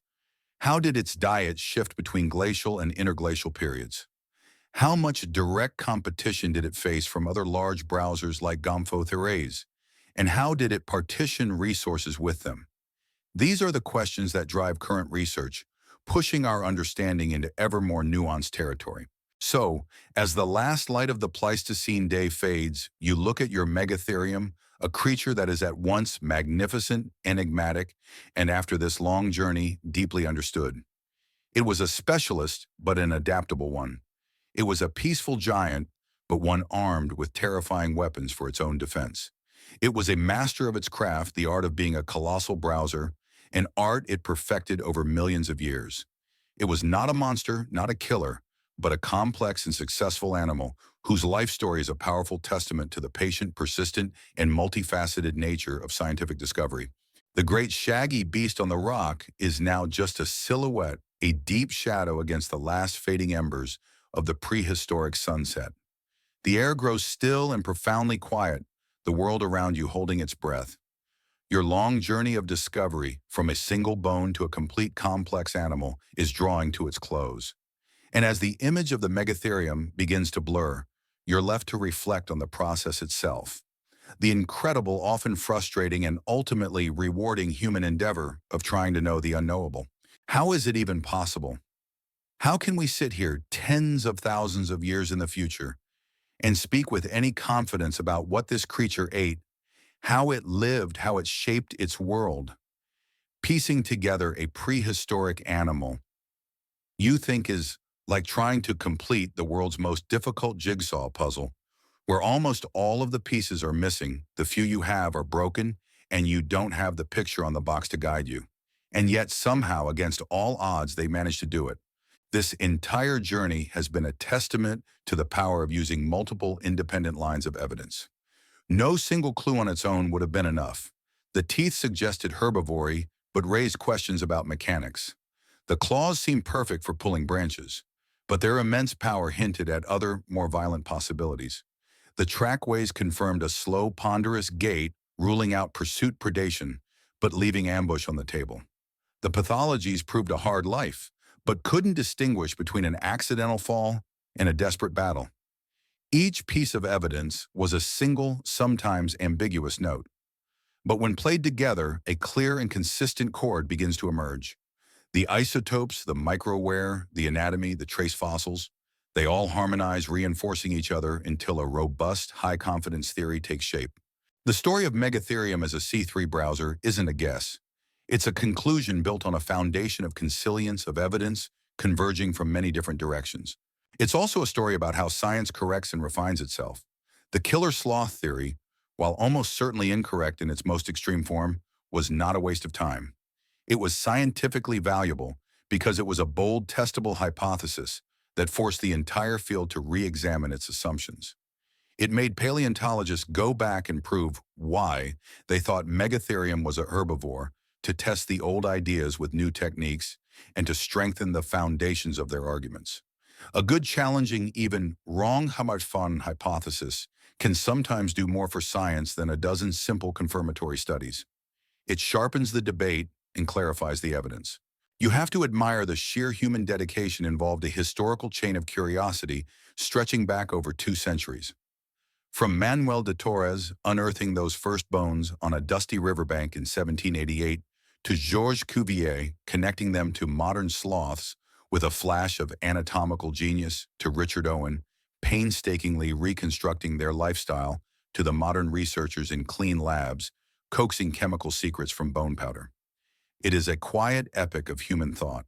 It's a quirky fact that a single important fossil, like the original Madrid skeleton of Megatherium, can be the subject of scientific inquiry for centuries. A Megatherium femur isn't just a bone. You reflect, it's a library that keeps getting new, more detailed books written about it as our technology and our ability to read its language get better and better. And so after all that work, after all the debate, after all the mind-bendingly complex chemistry and microscopic analysis, we arrive at a conclusion that is in its essence quite simple. All that effort, all that genius, you whisper, just to be able to say with a very high degree of scientific certainty, yep, it ate leaves.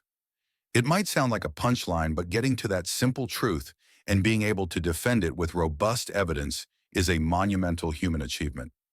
The greatest debate, then, is the philosophical one that always lingers at the edge of paleontology. How certain can we ever be? We can build a powerful, consistent case, but without a time machine, there will always be a thin, shimmering veil between us and the absolute truth of this lost world. The image of the great beast is fading now, the last light gone from the sky. The specific, sharp details of its shaggy fur and powerful claws begin to soften, blurring into the deep shadows of the immense and quiet night. The story is told, the evidence presented, and a deep sense of peace settles over you. The scientific journey with its arguments and its puzzles recedes, leaving only the quiet wonder of the creature itself, this magnificent, successful, and ultimately tragic giant. Its world is gone, its low rumbling breaths silenced by the millennia, but its story etched in stone and coaxed into the light by human curiosity remains. And it's a profound reminder that our planet was once home to other kinds of marvels, other forms of majesty, a world of giants whose faint echoes can still be heard if we only know how and where to listen. So now just let the quiet settle around you. Let the gentle hum of the fan or the silence of your own room be the only sound. The great sloth is resting at last, and its long, deep Pleistocene slumber can now be yours as well.